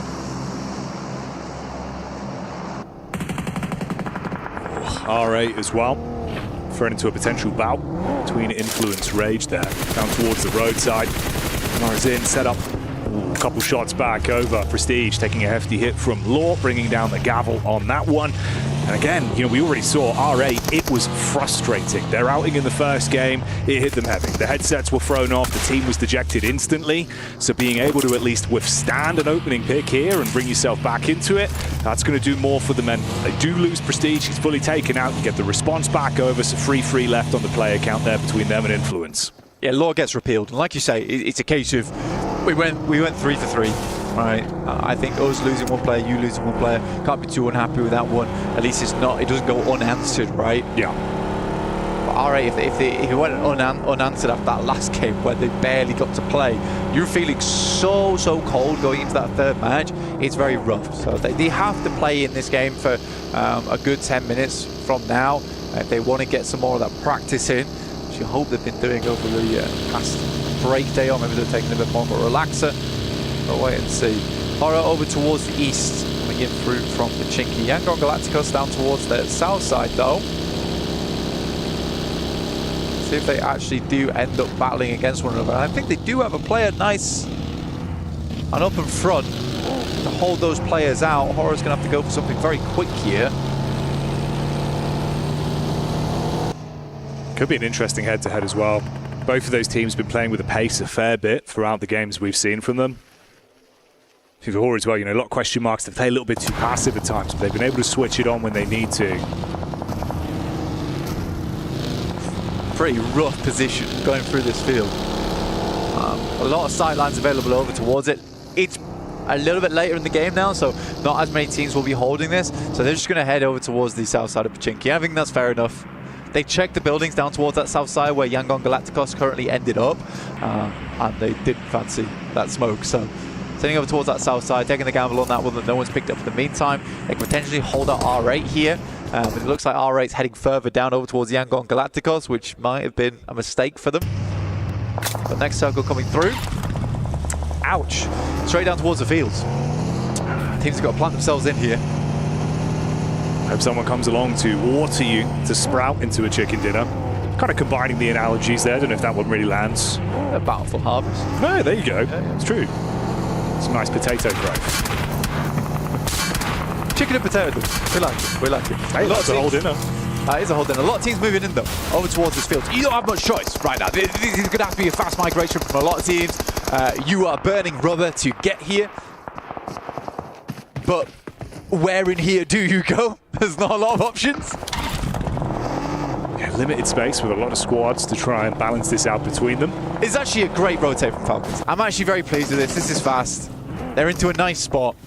Actually, this is one of the better rotations I've seen Falcons make, because this is a team that frustrates me so much because they'll see it. Never mind. Oh, Valo, come on. They'll see it. They'll see a location on the map that's free and they just refuse to take it. Honestly, fair play to these 3 players that made it through, because this is a good spot. They had to be quick about it. Yeah, sure, maybe now Valo lost a tire. That's why he goes down there. And you can sort of respect the fact that they actually went for this for the first time in forever instead of sitting out on the edge. I am pleased. I sound angry. I am pleased. I'm pleased. I'm very, very pleased, in fact. He's smiling. He's smiling whilst he says it. I can attest to that. Get a shot into the back line there as well of AX. Meanwhile, Hora in the rear, just trying to get vision down. A couple of bullets being fired out by Sleepy and Sky. That's Fireflux, of course, that took the opening chicken dinner of the survival stage. It looks like they're healthy for it. Right? They're giving it this game. They are over towards that northeast side though, and Horror currently has that high ground against them, but plenty of little cover to play around with. This little ridge side as well is a nightmare to assault. I think Horror sent a player far down towards the south though, who might be able to take some shots through. That's no fear. Still, it's not easy to thread the needle if you want to find a pick off. Either way, no fears creating space for them to push through in the end. Kinotrope. Not a bad location from them, very, very central. Honestly, I would be very, very happy to see Falcons do well this game. But with Gamax on their north side, who have caused them problems multiple times in the past, we'll have to wait and see. But we'll put a pin in that one. It's Alpha 7. They do get the shots off with a Mini 14 at least back onto AX. E-Arena similarly nipping at the heels on the chase there. Seems like Lil Boy goes down to Kinotrope. He was able to find that shot towards Narvalo moments ago when they went for the reposition towards the compound where Gamax were holding. These are some brutal circles, Jackie. It's very brutal. Kind of the crescent moon on the eastern side, just filled with fields, and then kind of open area. The grasslands over towards the western edge. A bit bumpy though. And there is some tree lines to work with. I think Intense Game does find a nice little neat moment. Squeeze through the gap on that west side, but I think they're likely wanting to be holding out those teams like E-Arena, who would be likely coming from that compound on the west.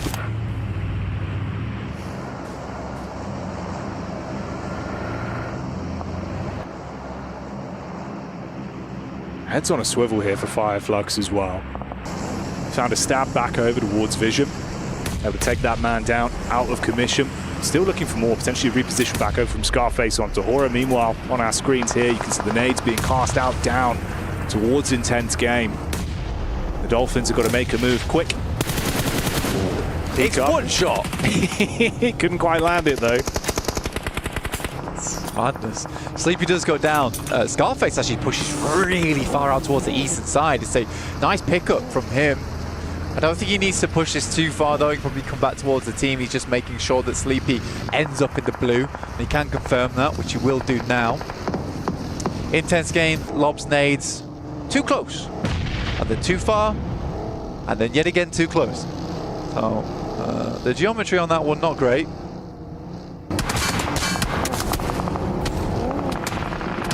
More shots into Hora as well. Obviously Fireflux setting themselves up after picking off one player with the aggro push from Scarface. Everyone else is being able to shoot towards them as they have to bail quite a far distance in the ground.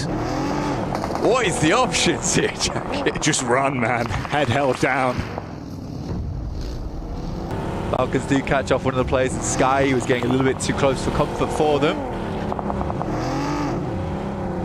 They're going to hold this position. With the Soak going north as well, good for Falcons. More time spent in this compound means more time at safety. Silas is able to find AEX, but Silas will get taken out by Intense Game, giving them no chance to pick their player back up again. They had a 2-2 split going on. Wild wasn't able quite to grab him. I say long shot, by the way, down that south side versus Alpha 7, and they find him. Yeah, that was the steal away from E-Arena as well, even off the back of the knock from R8 there. So Alpha 7 feeling a little bit uncomfortable. Obviously, Intense Game similarly in the angle to work with. Yeah. Okay. I don't really know why he was peeking that in the first place. Right, because they've got to think about what they need to do next, and R8 has to move in. Like, there's limited time that they can take that long angle on the western side. I just don't think Mafioso had to make that peak, especially when he's placed himself on the hard edge of the blue as well, where the north side can see you. Not enjoyable. Yeah, I don't see them lasting very long here. Now, it was a nice attempt on the rescue mission, I'll give him that. Obviously, for what it is, though, Squash is able to lock this angle down. He's been really crisp as well. Good tracing. You can see even from distance, able to keep on target. Obviously, you run the risk of going for the save on your teammate. Instead, both you go down because of it. So again, it's a really brutal game for R8. Meanwhile, here we can see E-Arena on the crash down. They're going to see if they could shut down Intense Game. Flashbang right in the corner. Keep you concussed. The shotgun comes out. Joker trying to make things work, and they will do just that. Goodbye, Intense Game. 8 elims again for E-Arena. Weird moments where E-Arena has these cool plays, but then will completely cool off. The engine will stall, and we see if that happens right here, right now versus Alpha 7s. They make their way up. They hear the fighting. It's a good opening knock, and they're sending more in. What are you doing? Oh, let him crawl in at least.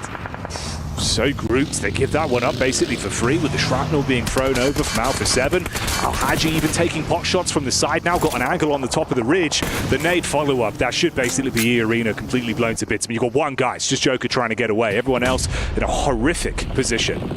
It's a good clean up onto Intense Game, but if you're E-Arena there, now's not the time to start looting up. It's the time to get going.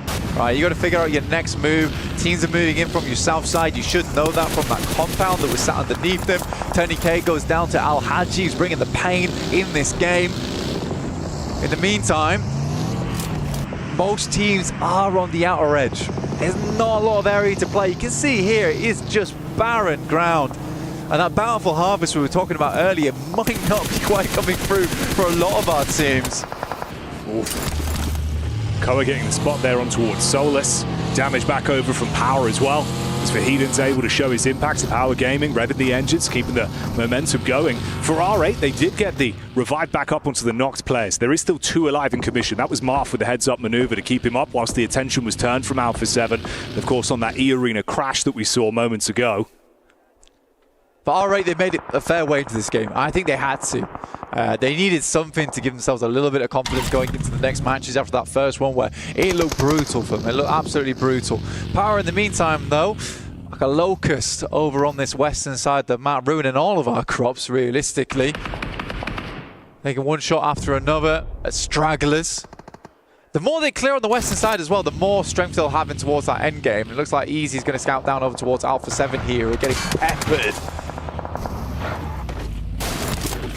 And this is that split from Regnum Karia that aren't actually in a bad position whatsoever. You can see the bullets over from Loxy. He's got them pinned in. Marth trying to take a couple of shots from the side as well, see if he can steal away anything from this. Revo's realizing, man, like the entire team is just being cauterized. You can't get towards one another. You are trapped in position. Marth getting the headshot on that as well, coming back to haunt them. They threw the first stone at R8, but instead that's just fragmented the entire team for a late game finish on this one. Ida getting knocked there out in the open. Again, for Korea, respect their attempt. I mean, he had to get out there, couldn't wait around for the vehicle to pop. It would have taken his life. He's managed to crawl all the way across the Revo, though. Kind of impressive. He's actually made it that far. Yeah, it's a good smoke train.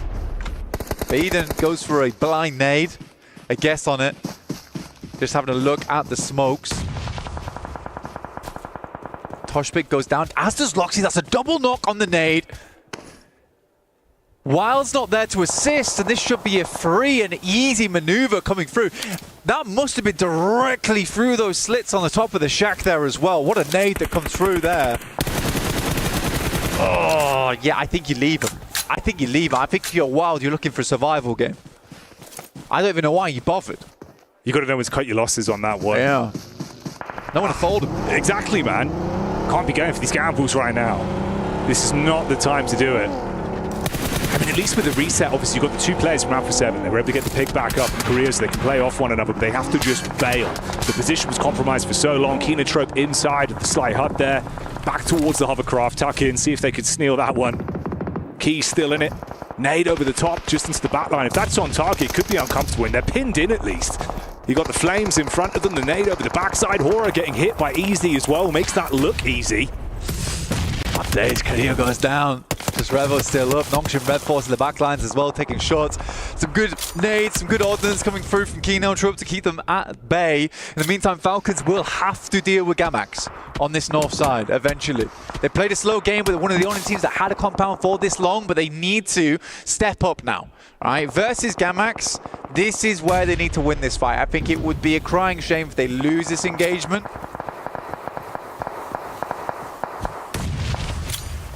It's insane as well that like Fireflux have just been able to set themselves up and live their movie. Just sit pretty, consistent damage down. Obviously you had Alpha 7 trapped, so that's just a free elim. They're able to take away that team.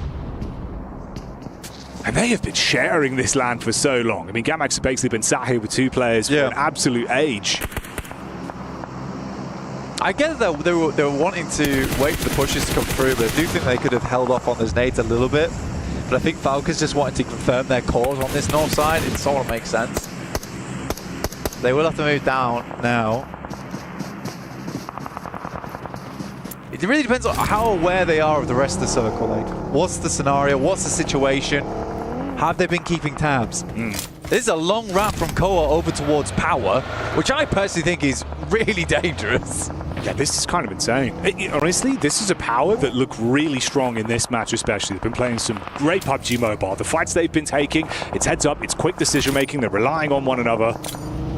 Push into this, you better be ready, Blank. Yeah, it's nice. It's very nice. I will say, though, from Koa, the wrap he made on at least his hillside, quite safe to go for, but he does not give a damn. Koa is dragging the team at times, kicking and screaming into these locations. And if it's the case that Ralph's making these calls, Koa is absolutely on the money when it comes to it. He's like, you want me to go scout that? I'll do it right now. No hesitation. And that's an initial knock coming through over towards Ragnar. Yeah, that might have thrown you a bone. That's from R8 as well. So it's R8 being able to get the shot into the back line.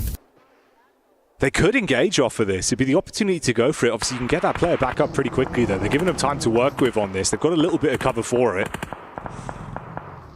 Yeah, they have to move down. But I think they understand that for Power, they've got to move first. Likely they'll send south, which I think Easy's doing right now. Keenatrope's just been living inside that shack for a long, long time. No one's been able to get close enough to send nades in. It is very much in the open.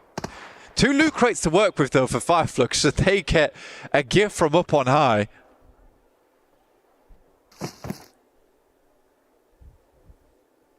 It's tight on the elims as well. 7 for Power, 6 for both Nonshin Red Force and Fireflux. You feel like they basically just had freedom to wait for the push to come towards them. Easy set up with a bit of paranoia about Marth's angle. He knows where he is now off the back of the shots that were fired over. Just the risky run of leaving yourself exposed from the back. Doxy's going to move, and soon. Ralph knows it. Just hold the angle. Has a rough idea now where the other players are. From Fireflux at least. Pass that information back across. We'll take this shot. And he was just looking off to the right. Oh, caught slacking. Ketch will pick up that elim. They could crash this if they wanted. I think they'd much rather get rid of Power though first.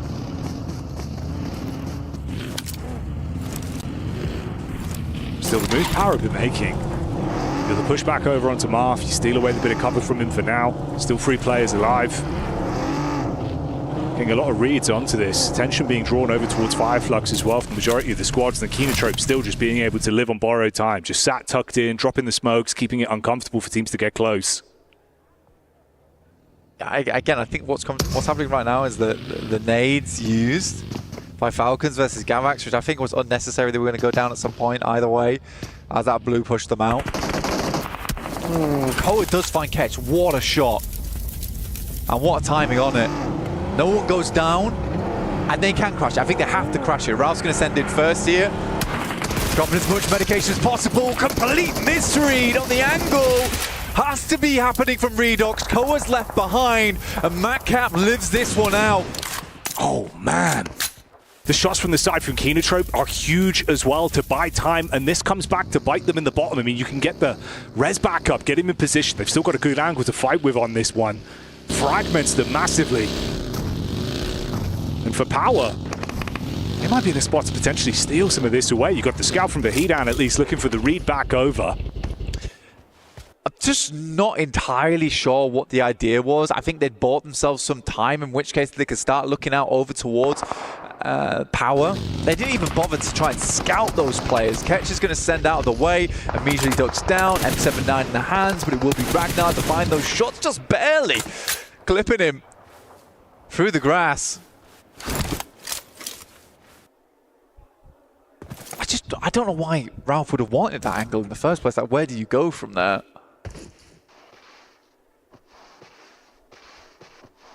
I think your only option was to wrap west. Yeah.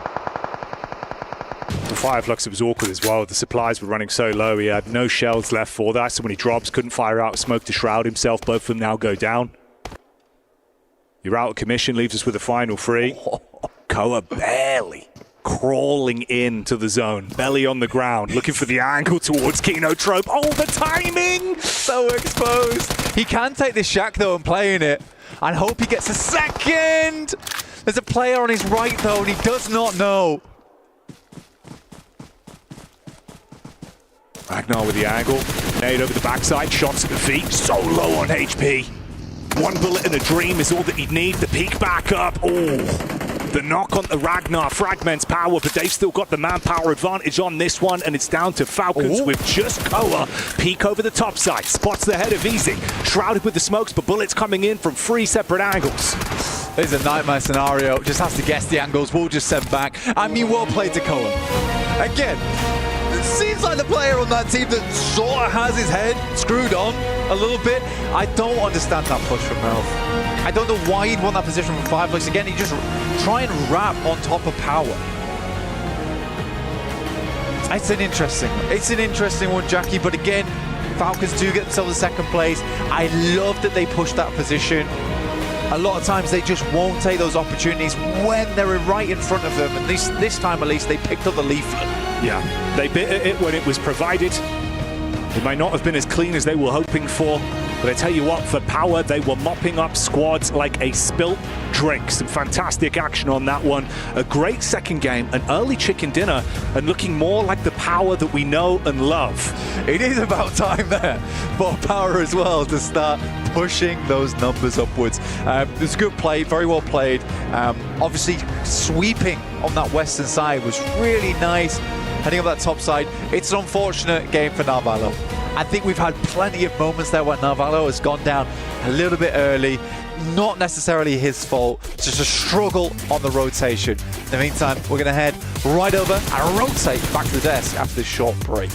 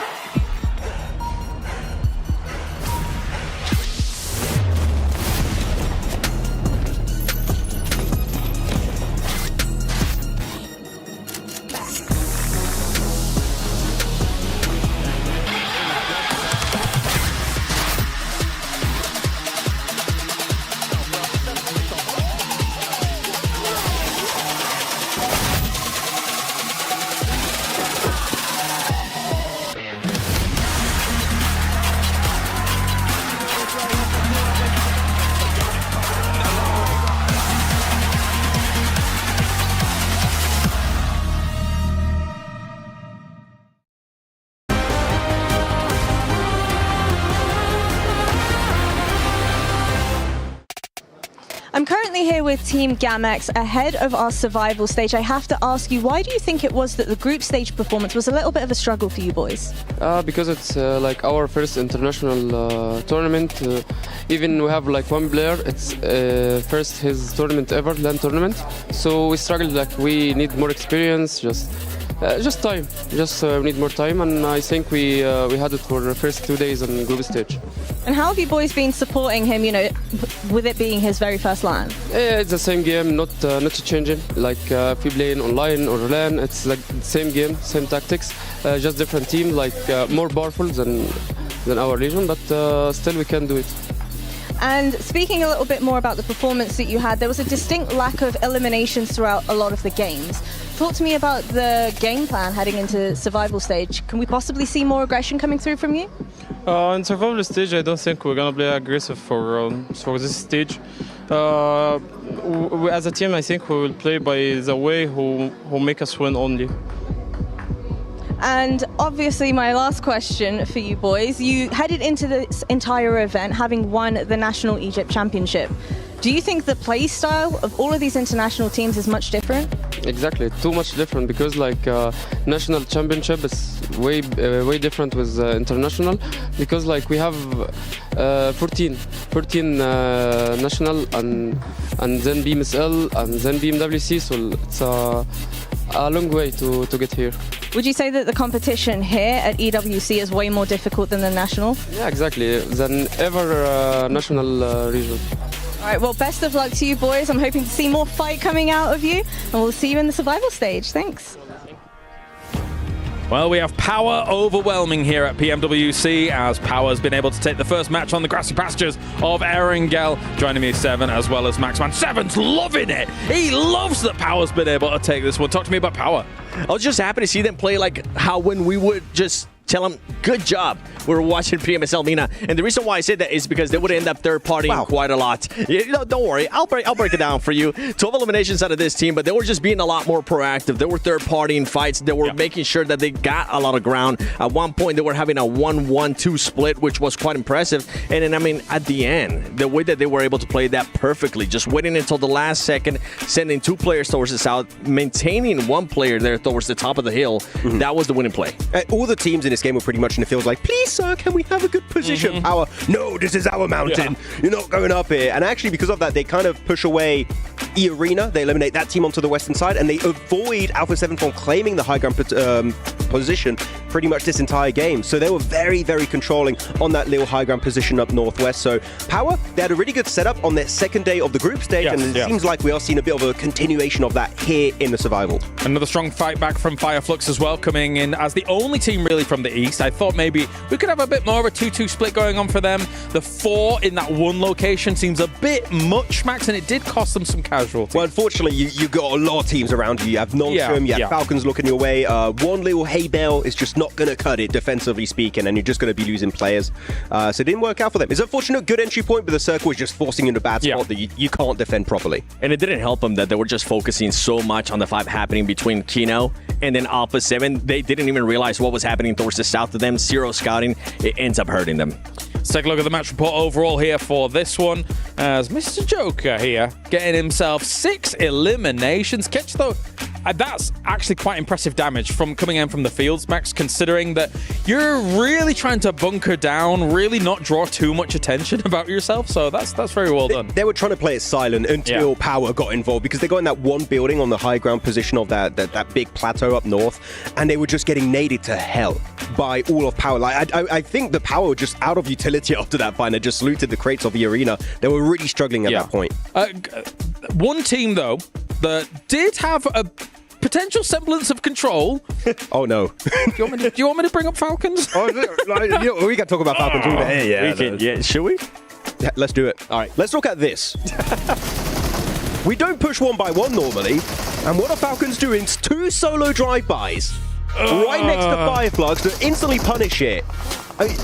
This is literally, you use this as an example of how not to do a push. And Falcons, unfortunately, a team that we expect to do well, just not able to claim that control. That could have been a game-winning angle if they got it too. It really would have been. And I think what keeps hurting this team is just losing Narvalo so early on. Once again, back-to-back games where they end up losing Narvalo, and they're kind of forced to do this kind of pushes. They're maybe not expecting it. It is a dumb push. Something that we're not used to out of this team, but then you're going to have to readjust. Luckily for them, Koa did decide to stay in the back and very proactive, showing why he was the MVP for PMSL EU. I actually think if that fight, even if they do beat Fireflux, I think the car keeps going in the blue zone. So I think it was like it's phase 8. I think they still go out even if they win it. So that was a bit of an odd one. Don't do that. Don't do that.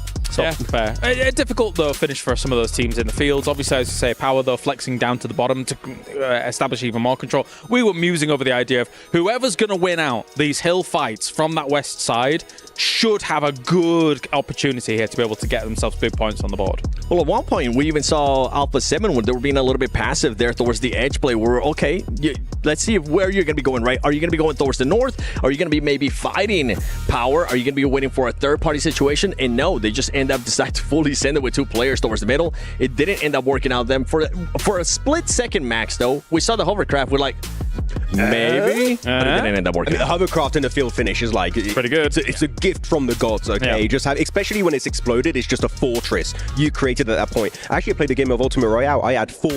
we had 4 hovercrafts, and you just like make a little building, and you just. It's ridiculous. Did you win? Yeah, no. All right, well, we got never mind. Well, we have a lot going on here, not only the PMWC, but also we have the PUBG Mobile Airdrop Carnival, and it is live this weekend from August the 1st to the 3rd. Log in, summon surprise airdrops, and collect 2025 airdrop vouchers to enter prize draws for official merchandise, smartphones, BD partner awards, permanent in-game items, and more. Every participant is guaranteed to win. Additionally, jump in game now and vote for your favorite airdrop partner. You might even score some awesome surprise gifts from them, which is very lovely. Don't miss this year's Airdrop Carnival and unbox your lovely surprises, Mr. 7. What do you think about that? I've done it. You've done it? You're on? You're good to go? I'm not going to say what I got. Max? Ooh. I haven't done it yet, actually. I've done my in-game predictions. You've been busy. You're here at PMWC. Yeah, true. All right. I thought you were unboxing surprises last night. Oh, man. Shush you. It's time to get to the game here at the Erangel once again. Game number 3 for the survival stage. Let's head to the casters. That's right. Oh, man. You caught me off guard. Oh, Hello. shut up, you. All right, my bad. Shut up, James. We're going to unbox this game right now. Okay, he's just gone for it. I'll try to give you one of these. I didn't see that. Oh, I try to do the so for clarification. Try to give the old. He's waved a hand at the old, me. the old He's given one of Matrix. these. I'll Yeah, give he's the given old one of these. Matrix, yeah. Let's do it together. Are you ready for game 3 on? Well, I was going to go for of, but you've kind of you've gone the wrong way there. Good. Yeah, but you've gone for the wrong word. You've got to deal with that. Well, look, you've gone for the wrong word, and that's fine. We'll let you off. Everyone shame blank in the chat. Was there a script I was meant to follow? You don't follow the script? I don't have one. Well, you should have. I'll wing it, much like the play. Silly boy. Actually, it's pretty good. It's 2 wings. It is. A double winger. That's me and you right there. On either side. Double propellers. On either arm. But we're heading over to match number 3. I am You tangled. tangled, dude. Untangled. I've untangled Okay, myself. good. This team's going to have to untangle themselves from this awkward plane path, which is a straight line, but the drops are not easy. You're going to get a little bit lost in the forest of the drop. It's quite a windy day. It is. Getting blown all over the place. In the meantime, a lot of teams will have to send far north here, or as north as they can get on this particular plane path, and it will change some of these drops up a little bit. Started expecting Kinotrope to maybe try and hot drop over towards the Falcons, but they're going to head down towards Ferry Pier, which I think is, that's open, so that's fine.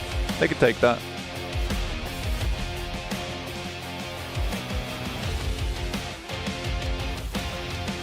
It's your turn now. Wow, it seems like you want to do all the talking. Hey. Just wondered if you keep going. No, bro. I'm done. It's all right. We do a little back and forth here. We're trying out a new stand-up comedy routine. Let us know if that landed. Otherwise, we'll just do normal intros for tomorrow. I tried to make it very clear. I didn't make it very clear. Yeah. Let's be honest with myself. Well, that's fair. A little bit of introspection But is The good. Rock doesn't give a damn about what you've got to say, because I'm all about the gameplay. And that's what we're here for, Blank. Now you talk. Now you talk. Can I That's speak you. now? Now you talk. My turn. Woo! Back on the mic Dropped a again. woo. It's my turn. A woo. It's amazing. Give us some gravitas. I'm quite gravitas. Yeah. Woo! There you go. Was you like that? Was that good? Surely that's got everyone hyped up, right? Yeah, I'm hyped. Yeah. I've hyped myself up. Good. Yeah. I'm glad. You'd need to. Look at this. You know, we got a little bit of introspection. You got to hype yourself up, get yourself into it. This is the advice I would give to all these teams. Ironically, that actually is a pretty good summary of the sort of mindset you need to be going into. Halfway point of the day, right? You've got to try and get those jitters out of you, forget about what's happened in some of the games for the rough starts for a few teams. Try and keep that momentum building. For a few of our squads, they certainly have been able to pinpoint that momentum. The power here, looks like we're thrown into an opening bout, though. Instantly versus Influence Rage. And the Rage of Easy, the last day of group, certainly influenced them here. They've turned into some absolute monstrous opponents. Currently second place. Oh, that is a beautiful jump. Hell of a jump on that. Look how serious he looked as well. Oh yeah, you've got to be focused up. This is horse gameplay. That's what we're bringing to you live. Through the fields of Erangel. Straight hoofing it. A glorious gallop. The Stallion. Power Gaming. Ragnar in the front lines, charging back to his team to assist. That is not a trot. It is an all-out sprint for domination. He's coming. He stopped. Oh, he's too late. Yeah, he might have needed to be a bit quicker on the horse rotate. It's not really worked. Influence Rage are able to fight back and take down one of power. Oh, Vahedon's in a bad spot now. There were some shots from the sidelines coming through, but Vahedon's all on his own. Just got the Pumpy up top side.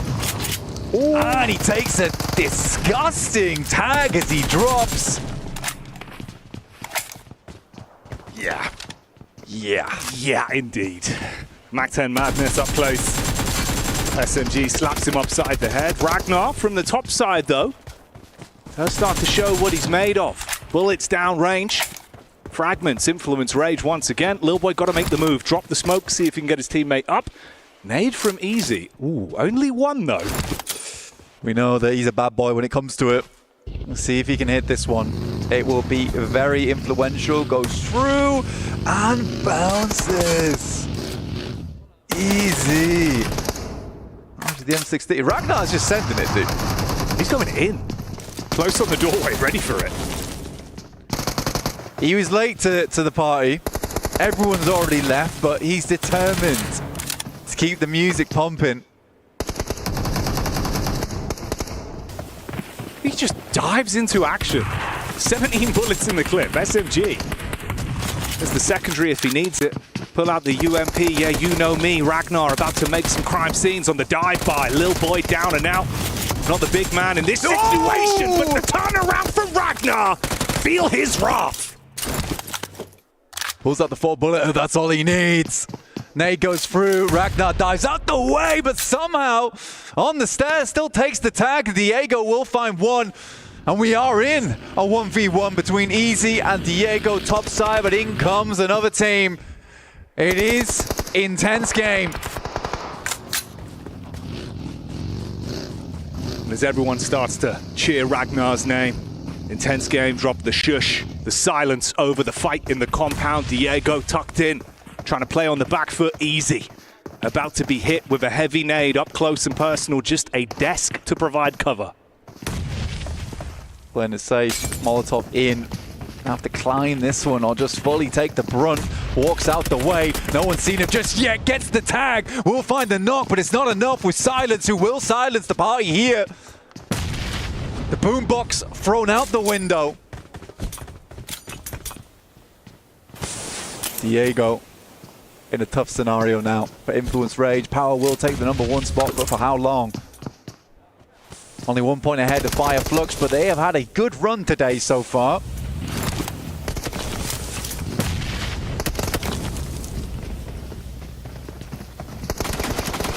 for Diego. You are sweating bullets right now. Off-angle peek on the side, couple shots connect, but Silence does not give a damn. Spams the shots into the loot crate, adds insult to injury.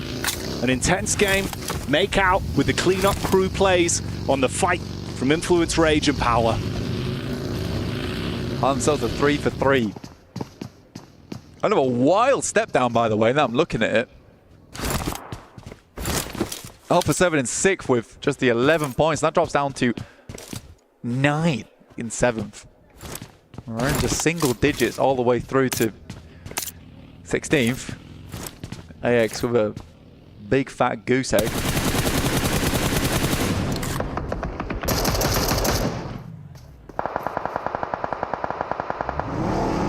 Gamak's got a bail with his fajita, the hop behind the wheel. Terrified about having a bike taken out of him as Squash was looking for the setup with the trace. Able to limp out of there with his lives behind the steering wheel. We're in pretty central. This is actually one of the more fair circles we've seen in quite a while here, Jackie. Regnum Kaya leaving Toshpik behind over towards Rozok just in case it does back up that way. And for Regnum Kaya currently in 9th place with just the 8 points. It's not been an ideal result, but heading back up over towards Rozok. This is a good opportunity for them. Team that we put a lot of potential in. Potentially this is the game to do it. We'll have Horror Esports wrapping up on that north side. Does Loxy go down here? Because they are just rocking straight up towards him. And it will be Wild to take the first. And that's the Kino trope of all teams.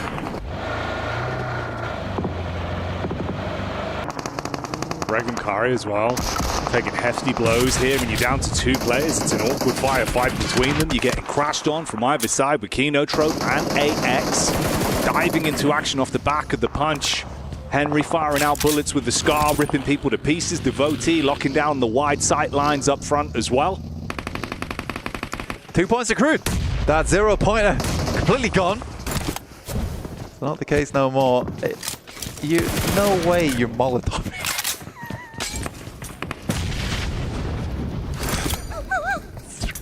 Fucking Silence in the corner. Put on for barbecue. Unnecessary, but tasty. They'll take that point. Ozzy Sands barbecue opening soon. Pre-order your tickets for the grand launch. We got turkey on the menu. Kino Trope, 2 players up. Falcons off in the distance there. I think for Regnum Kaya, if I'm looking at it objectively, I think what happened there is that they've had a couple of games in the past. Ooh, nice nade, Devotee. A couple of games in the past where they've left Rozok and it's come back to bite them later on. So they tried to take this 2-2 split. But when you get this circle shift back this way, there is going to be a lot of teams flowing through this area, right? They want to play the 2 rows. They want to play the warehouses. I think it was a dangerous split and they had to make a quick decision of whether they want to stay on Rozok or they want to regroup here. But they didn't have the time to make it happen. Ozzy-san, final player left remaining. 1 Molotov remaining. We know that he can be nasty with it. It's gone. Made for the no. Wow. Meaty damage onto both. Able to withstand the shrapnel and at least stay alive for now. Arian setting up on the sideline behind the rock as well, trying to get a read onto Ozzy-san.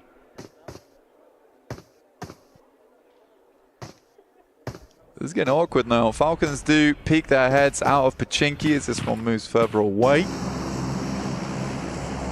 Loot drop coming through. We take a look at the map and where we're heading next. This has been very central. Not so much anymore. Heads above towards Rozok and Regnum Kaya. Oh, fuming, dude. Absolutely fuming. This has happened so many times to them throughout their tournament history this year. Oh, man. I actually feel bad for them on that one. Shot back over from Sleepy as well onto Fireflush, having a great day of it. It's a catching a bullet. and not in the manner that you would want to. Hey, this is nice, actually. In the midst of all of it, Falcons able to find themselves a spot. Mafioso, perfect parking. That's going to lock down the doorway. Primed. Reinventing the meaning of parallel parking on that one. Vertical. Oh, yeah.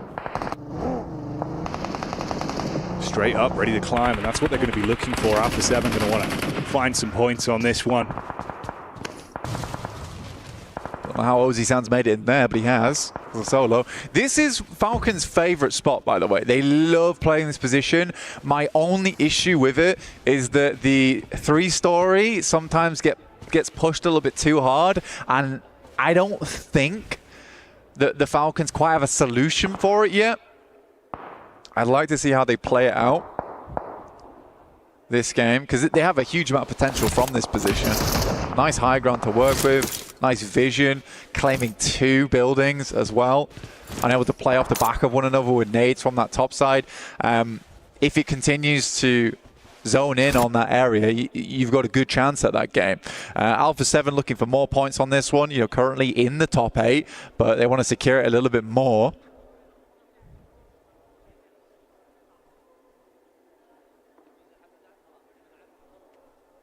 Get the little establishing shot as well, top-down POV, giving you an understanding of just how close these squads are to one another. Ooh, yawn. Yeah, replay on this one. Dude, it was cinematic. It was cinematic. Nearly made it through the window. Did. Squeezed it through. Like a TARDIS. The window, that is. Bigger than you think. Yeah. It's bigger on the inside. On the inside. Yeah. Yeah, if it's smaller on the inside, it'd be a bit of a shame. It'd be weird, wouldn't it? Yeah. I went to my TARDIS. It's a closet. Yeah. Where's all the space? This is a high-tech machinery. Budget cuts. We couldn't have all the space on the inside. That would be a weird parallax effect. I'm not going to lie to you. Smile. Taking some shots out the window for Yangon. One of their top players towards that group stage, just putting a huge amount of work in.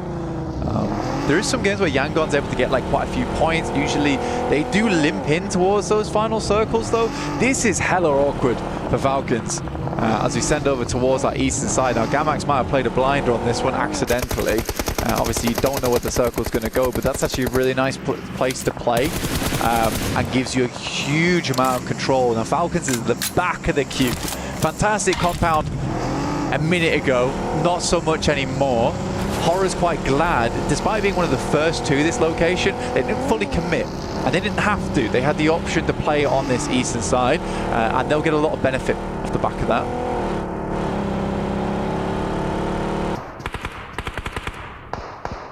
Oh, gets worse for Ekakari as well, of course. Been trapped as just a duo for so long.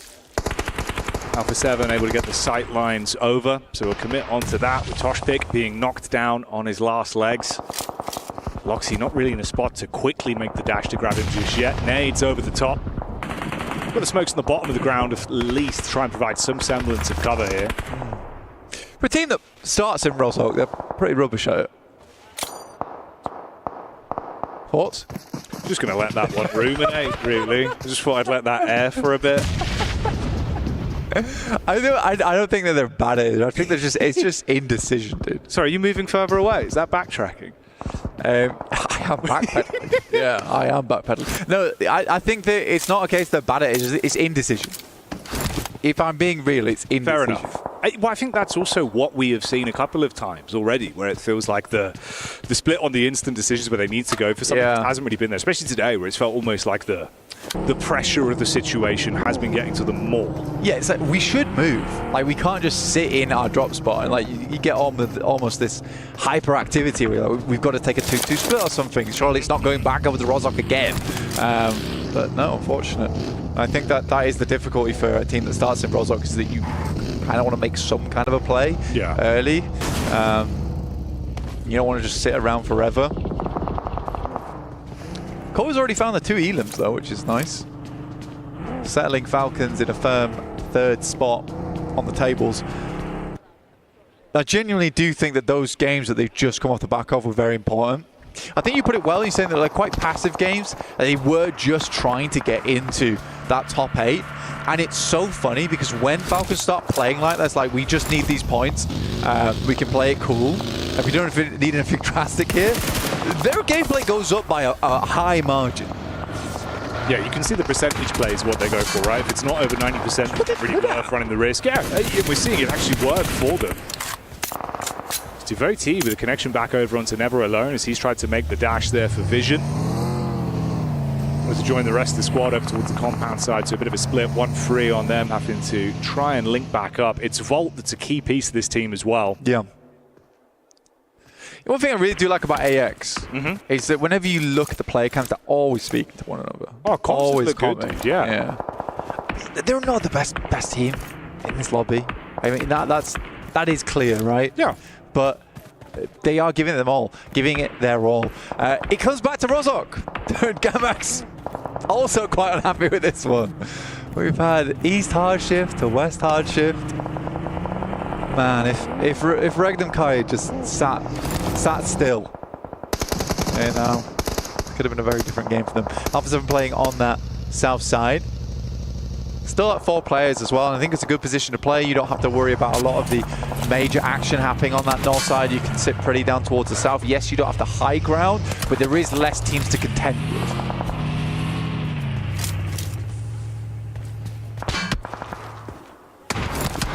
The POV of Yangon Galacticos as well, a team that I think at times it's been a little bit too slow for me from what I've seen. Yeah. And it worries me, really, especially in these kind of lobbies now.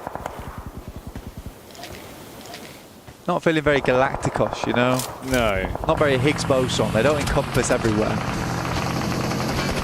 Here comes Yangon. It's too little too late, though. I mean, it's crazy. We're going for the same crash. Oh, boy. Ooh, a bit off target. Yeah, a little bit. Paranoid about the top floor, but it's the ground floor split as well. Yeah, thanks to the elims, I guess. That was a delivery. And Alpha 7 will take it. You can get the pick back up as well. Squash playing medic instantly, so they're fine. They can reset from it. I like that, though, from them. I mean, wow, I thought his head ripped off. But yeah, I like that they instantly start shooting. Straight after that concludes, stopping teams from wanting to peek in. Or, in fact, even inviting some teams, the Mafiosos on that angle the entire time. Arthur moves up, somehow finds Marth with that nade. I think he must have just been slightly out of the angle. Nade behind, and Prestige is sat in an awkward spot, finds the first. Will try and get back through the window. Don't know how he's not down yet. The rest of R8 not in a position to assist as Damar gets the med kit off.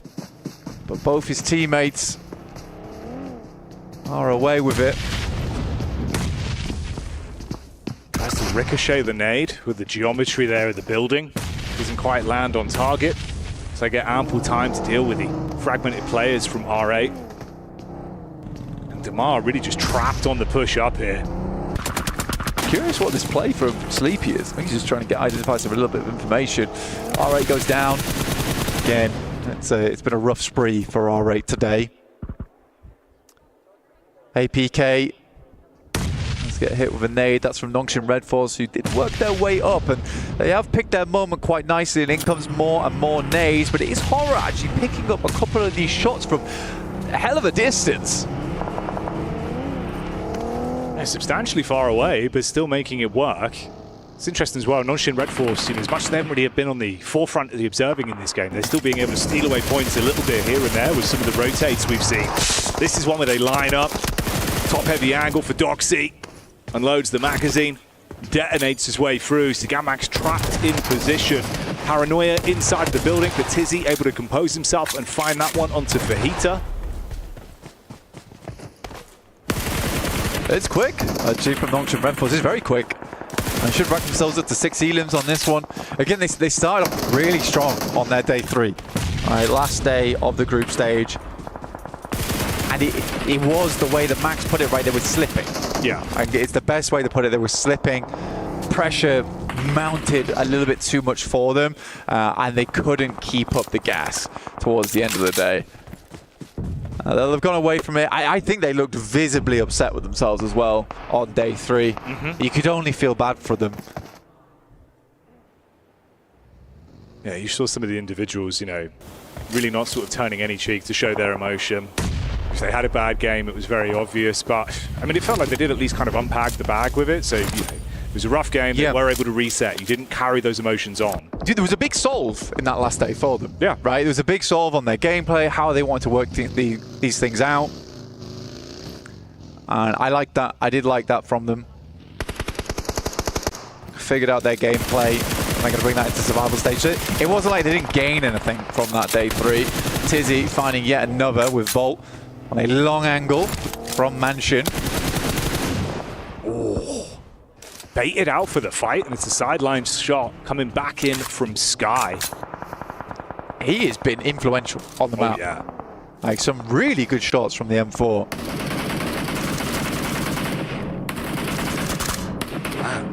Sky and No Fear, racking them up and knocking them down. You like the heads-up positioning of the crosshair as well. It's a great read on this. Distance fights when they are just absolutely paralyzing you. Just no way to move up. Good clean-up crew action over onto Vision. That was Volt as the last man. He's now gone. And it's actually, to be honest with you, that early rotate out from Sleepy was quite nice. They got a lot of information off the back of that. They knew which angles to watch.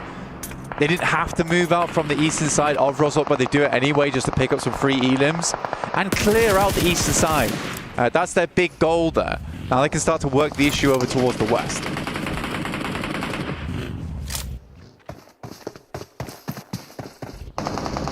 This is a classic fight. Feels like AX and Nunshin Red Force have been thrown into a hell in a cell again and again. These two teams have been scrapping throughout the entire tournament in group stage and again here in survival stage. Delayed bout on this one. Nades over the top. Arian trying to keep them pinned in position. Tizzy with the nade back over. Binny relatively low as well. Has to top himself back up. Nade after nade. That looks like a better air burst in my opinion, but Cyrax does take a lot of damage. Thunder Strike from the air there. In the meantime, Horror moves up over towards Fireflux. They find Solus as a solo in one of the buildings. Unresable right now. It's hard to get yourself across to, and he should just bleed out on this one. Close quarters nades. You've got to tuck him with a shotty. Good tag. Sizzy quite low. P90 up close. Henry inside of the smoke with the shotty. Find one another. Function Red Force. Very much cut down. Domination from Henry's side of the ring. Another good nade coming through from Horror. They are working the angle. Oh, a prime nade from Zizzy. Right on target. Fragments the setup from AX. Henry has to make a hero maneuver on this one. Wraps up close. Molly over the top, smoke up front to provide some sort of cover for his teammate, but Tizzy peeks in from the top, struggling to get the quick reposition off and switch to the right gun for the job. Couldn't handle it. Cyrax in the back line now, spamming through the smoke, but it goes both ways. Not much vision to work off on this. Oh, hello. This is a cool rotate coming through from Falcons. They wrapped all the way from that north side. They left one player behind. Redox takes out one, and they're looking to clear up Nongshim Red Force on this third party. This is way more aggressive from the Falcons. They start to flap their wings a little bit. Turning up the tempo, and it's what you want to see. We were saying they've been playing smart, passive games, looking for placements. But mixing in a good score on eliminations as well would be huge for their momentum. The bonnet hits the face of Tizzy, and they look to end the opportunity. Roll him down on the reverse. More elims on this. Up close, Raf takes a bit of damage from the peak, but they do handle it. Koa spots that one with a UMP, and you stop Nonching Red Force that were building a huge elimination game. 10 already. They're taken out of commitment. Second closest, of course, is now Falcons with 7. I mean, this is great, though, for the Falcons, because now they have control over towards the south side of Rozok. They also have Redox still holding that building on the northwest side. He holds his own. It's the first time we've seen a solo Falcon being able to do that. And that's really cool, because now they have a lot of presence on the map here. Needs be, they can wrap back round again. It's going to be a little bit awkward versus E Arena, but it is possible. So they have two corners of the map, so they can confirm on either side. The worst thing to happen here if it confirms fully northeast. That's the one thing they haven't accounted for.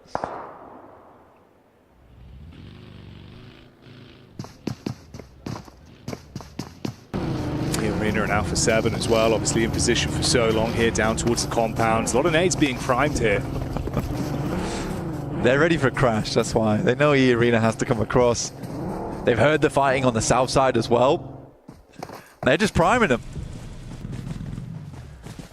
That's a terrifying sight, by the way. 4 dudes, pin pulled. Not a party I'm looking to get involved with. The mortar strike of Alpha 7 ready if you come running up towards the compound. Of course, you've got that 2-2 split as well. Toxic and Loxy inside of the buildings. Cover to work with. Shots into the back line. Aura moving up. Fireflux starting to reposition as well. That's the duo that's left alive here. They've had a great day of it so far. Some good smokes from Falcons, but there is a lot of sightlines to contend with. Koa's up first and will get knocked. Revo's got 5 nades, so plenty here. Ascend over the top side. I think the Falcons are going to find this tough, honestly. Stop short. That's a good stop as well. They know the smokes haven't dissipated yet, so they can afford to stop short. There is a shot that goes through there as E Arena sees that Alpha 7 is distracted. Oh, here's the problem though. It's not just nades from Alpha 7. Now they're coming in from Aura as well, down on the roadside. Narvalo is eating a ton of damage. Ralph's forced to push further up to actually get himself into cover to play with. So both barrels being given here. Alpha 7 losing Revo. Squash just gets back up again. Tony K drops a nade, but it's long. They're in the kitchen and needs to cook this nade to perfection. Ralph finding Revo, steals that one away, but it's Toshpik to take him out. It's all down to Redox. 6 teams, last circle. Korea firing off the shots in close range. Holds back E Arena. Only Mormon remains. They split on the push-up, hoping they could get in before the pick-me-up. Onto Squash. Didn't go that way. Comes back to haunt them. Valo's still up, actually. Didn't even realize it. And he's going to try and get placement here. There's potential for it as well as everyone starts to get cut out on that northern side. Now Valo walking up. This is a bold maneuver. Surprised he's even getting in here. Finds one off the back of it. Mafioso's down. Mormon's still sending nades in. Mormon on the slow walk up. Pin pulled for the nade. Bounce round the corner. Squash gets flattened. Mormon makes the play. Potential for the follow-up as well. Close quarters combat. Carrillo trying to hold on for Alpha 7. Able to connect that back. Silence E Arena, but now Narvello knows that he can make his move. Gets up close with the DBS. Oh! Huge kill. That is a beautiful E-limp to put them back into a position. He can get Squash back up. Wait a minute. Regnum Kaya still going strong with Loxy. Hitting these shots here. It might not be the end of the world after all. Carrillo has to send a nade over. It's not perfect, but now he's got to make the cross. Carrillo going for it. No way, Loxy. Taking opportunities where they're presented. Regnum Karia being able to play this one picture perfect with the opportunities that have been presented by other teams. Everyone's overlooked them. Sideline from No Fear, living up to his name as he pops up. Silences Loxy. There's the shot back over. And that's the way it goes. Horror played that game incredibly well. From the early rotate into the eastern side, the push out slightly further over towards Gamax, spotting all the commotion over towards Nongshim Red Force and cutting away at their opposition on the eastern edge. But shout out to Loxy. I did not think that Regnum Gaia would survive that long. And you do want Loxy as your final player on that team when it comes to those clutch moments. Heads up calls.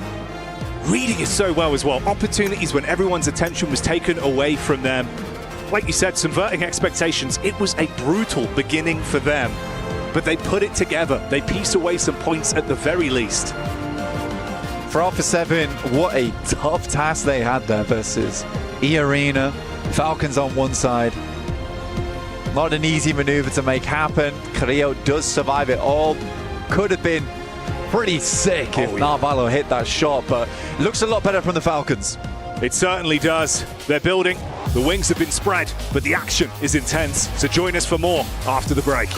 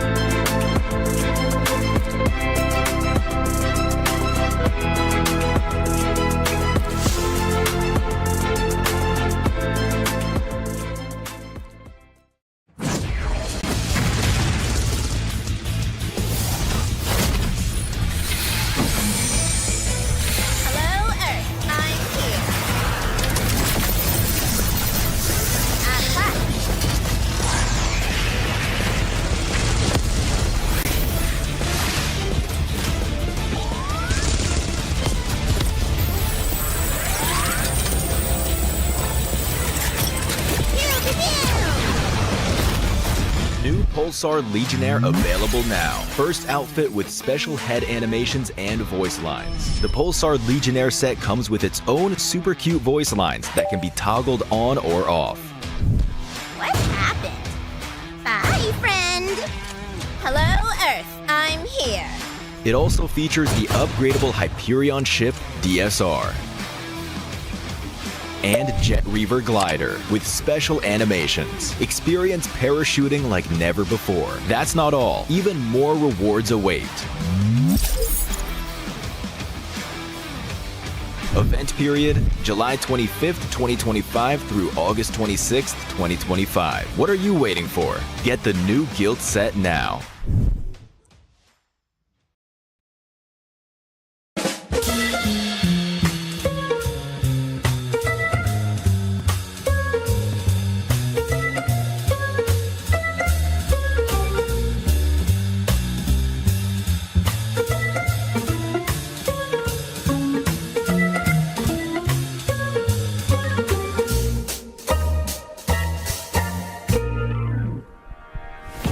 Well, no swimming required for Horror here. They had the perfect compound to transition into Rozhok, getting themselves that win here as we have got them win game number 3 on the board.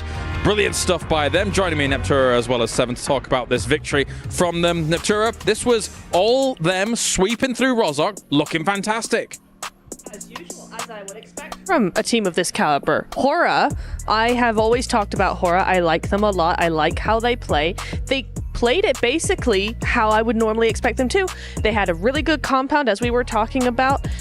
We saw them sweep that edge and just wait until the perfect time to strike. Once that strike was there, they went for it. And what I really enjoyed even before that, it was the 2-2 split that they were holding towards the east of this circle. They had an opportunity to actually third-party a fight. I think it was Nonchim Ramforce versus Gamex. They decided not to do that and just prioritize their game style. It worked out wonders for them, 19 points. And if we keep going down the list, I mean, it's good to see some of these names here at the top, Kyle. You got Alpha 7 with 13 points and Team Falcon as well there with 12. They did something. No, I mean, of course, it's very important. They did, though. It's talking about teams that did something. Is that AXTMG? 5 points? They got points. Yes! Woo! The first 2 games, they got nothing. So we were hoping for a little bit of a step up from them, of course, here. And this is definitely a bit of a step up here, Neptura. It is. I actually really liked how they played the south side as well, right? They had a really nice split. They kept things going, but they didn't get too far out of bounds, right? They kept it together and held it, and they did a really good job here. And even before they ended up going towards the south there of Rozhok on the mountain, between the school area, I really enjoy what the third party that they ended up doing between Regnum Karya and Kino. That was perfect, and it showed that this team is now starting to be proactive. They're not just waiting and being too patient, which is ultimately what you want to see out of a team that's now experiencing a global event once again. All right, are we going to talk about Falcons again? Because, yes. There's some really cool things actually happening, Seven, of course. The rotations were amazing initially, I want to say. What do you think? I mean, this right here, I felt like, and you kind of said it too, you said that this might have been the rotation of the tournament so far. I would definitely have to agree with that. I love that they did a 3-1 split too. They adjusted a little bit of what they were able to do in the last game, except this time they actually sent more players that could actually eliminate the rest of the squad. Great third party, but even before that, I enjoy what they did towards the north of Rozhok, Neptura, because they were just controlling everything. They weren't letting anybody get close by. And what I'm really enjoying from them as well is that they're learning from the group stage. They're not doing too much. They find a compound that they like. They make sure they hold that compound, and then there's no risk of them actually getting taken apart unless there's a full-on crash right against them. But so far, they're actually keeping to themselves, keeping together, and saving themselves for that late game. Yeah, and if I had to nitpick there on this last match for Team Falcons, it would be the execution there towards the end. They did have a great rotation, but when it came down to it, they were just sending one player by one. They sent in Ko up first, hoping that he'll be able to do something, and then they just stopped in an area that you were just going to get grenaded. Max was calling it out too. I got a chance to see it. At that point, just go for a full crash. Yeah. I mean, you've left one north, right? I get why they might want to do something like this, not only hunting down those elims, Neptura, but also negating the problem in Rozhok finish that is the road, because that's such a huge problem for these teams. Yeah, it is a huge problem, and I really actually like the 1-3 split, as we were saying, right? Because it would allow them to have this pincer move going on. But I think maybe the way the zone was working or something, they actually, those 3 players on the south rotated down towards A7. They should have maybe gone onto the other side so they could do a pincer move with Redux on the north. And it just didn't work out that way, so it was a 1v1, 1-by-1. Well, let's head down to Barney now as he is ready with Falcons to see what they think after some of these games. Welcome back to the main stage. I've got Koa from Team Falcons joining me here. And I tell you what, the consistency seems like it's back, Koa, because you've had 3 matches so far. All 3 have been in the top 5, 2 second places as well. What changed from the group stage to now on the survival stage? Because you guys, it feels like you're back. Yeah, so we had the meetings, we talked about our mistakes and we fixed them.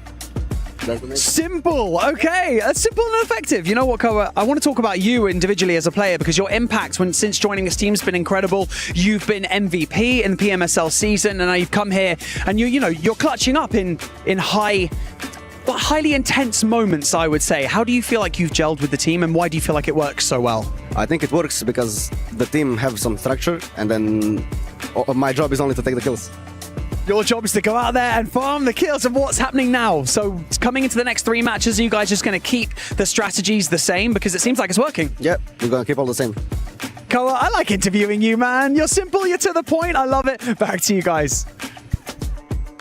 Well, Barney's right. A very important place for Falcons, of course, to do well here. Live from Riyadh, Saudi Arabia for PUBG Mobile World Cup. We can take a look at a moment or two here from Falcons as well, because they've really been a focal point here so far, Seven. Kind of understandably in some moments. I mean, let's even rewind it a little bit more. You got Alpha 7 being able to take control of this area, and I felt like for them, that was able to clutch about so many points. And then you got Yangon trying to send it, but Alpha 7 was ready. Just cars flying everywhere. Yeah. And of course, the teams have to try and come in behind that and try and deal with what on earth is going on all over there. But let's talk about some of these other teams, of course, here in Neptura, because Nongshim Red Force, of course, as well, in this game, they found themselves in a bit of the nitty-gritty and trying to get them... They've got themselves some points on for sure on the board, as we'll take a look at the overalls. But what do you think about Nongshim? They're almost there. They're almost where I want them to be, because you saw them come in against, who was it? Gamex and R8. They came in, had a really nice third party, really nice push onto Gamex, really good. Then they kind of split apart when they were trying to fight against AX Team AG. So for me, they're almost there, but we look over the overall rankings, and actually it's very close still, even though we've had different teams doing different things at different times. It is, and I mean, look at the 8th place Ringnam Karya. With this matches too, I mean, we're going to have some gaps here and there, but those teams can definitely close it up with just one match. I'm pretty sure we'll end up going there towards the second page. Something that I actually wanted to touch base with Nongshim is I enjoyed that 3-1 split that they were doing earlier on. They did have a player kind of just holding it down with an just making sure that they were scouting everything, which allowed that third party that you were talking about, Neb. I wish they would have actually went north. They wouldn't have needed to challenge Hora Esports. I did not appreciate the south rotation when they ended up crashing on AXTMG. I felt like that was maybe a losing play. If they would have just gone north, played that edge on the river, that might have been a winning play for that team to clutch up even more points. We had concerns about R8, I think, as well, Noctura. Yeah, we did. I really liked how they played the north side, full control of the north side. If the zone had gone their way, they probably would have won, but they didn't, and they actually, instead of playing that same position that you were just talking about, Seven, they went ahead and crashed the compound, which seemed like just to stop any momentum they had built over the course of the game. It was a concern. I mean, hitting that compound when it's not even going to be a focal point of the circle as well, Seven, seems a little bit dubious, a little bit odd, a little bit. It just comes down to experience from some of these teams. I feel like that's what you narrow it down. The winning play for that team would have been going towards the Western Bridge and just holding that down there. But I think maybe the proactiveness of Team Falcons might have scared them off a little bit more.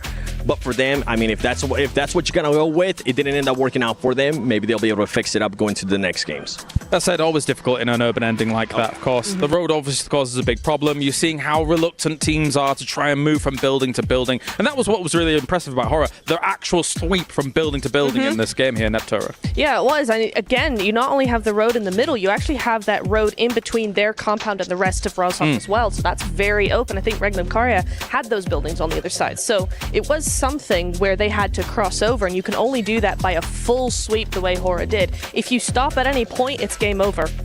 All right, well, thank you very much, guys. Time to head over to the stage once again as the lovely Veracity and Mr. Barney Banks are ready to go as well. Welcome back to the Qiddiya Esports Arena, where we are halfway through day one of the survival stage, and tensions are high. And of course, so is the passion. But I'm here to bring you all of the highlights that we've had so far in day one. And of course, day one, we kick things off on Sandhawk. Sandhawk was extremely strong map because two teams that came into a final showdown were Team Falcons and Fireflux Esports. Fireflux took that victory, and of course, some points along with it, 17 in total. But E-Arena managed to secure 9 eliminations. So an honourable mention goes to them. Are you still up Survival. Barney, if these players can make it through survival stage, I can too. I've had the best view in the house right now, Barney, and let me tell you right now, match 2 was proof of the fact that the Falcons were able to spend their day off in the most fabulous fashion ever, Barney. Yeah, don't worry about that. I've been snacking away. The Falcons, they've been sharpening their talons, Barney, to say the very least. They soared their way to the very top of our standings. And not only that, they managed to walk away with eliminations left, right and centre.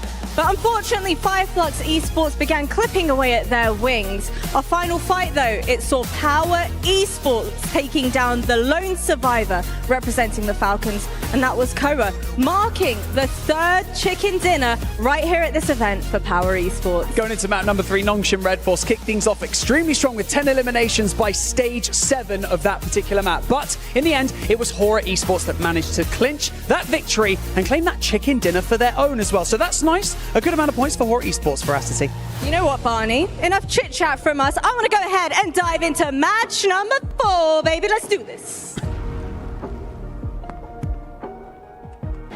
Great to see Veracity finally getting down from the high ground. She was up there for a while, saw the banana peel, a whole bunch of candy. She was vegging out, but what else are you going to do when you're stuck on an island? Speaking of which, we're going into Erangel for map number 4, PMWC. It's been exciting today, truly, and the reason why his teams that didn't necessarily perform well during the group stage are really showing up in the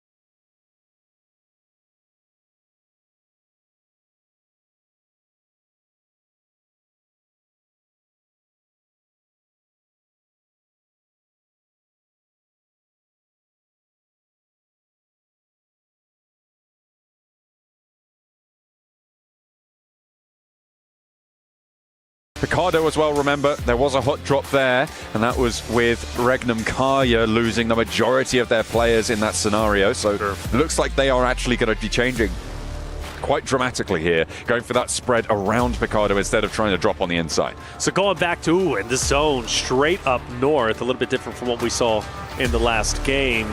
Let's talk a little bit deeper about this Falcons Alpha 7 potential fight, which might be going down for Team Falcons. They've already done their job today.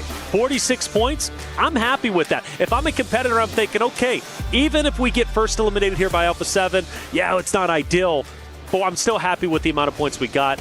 We're most likely going into the finals competition. Now, for them to challenge Alpha 7, you don't want Alpha 7 going for a back-to-back championship.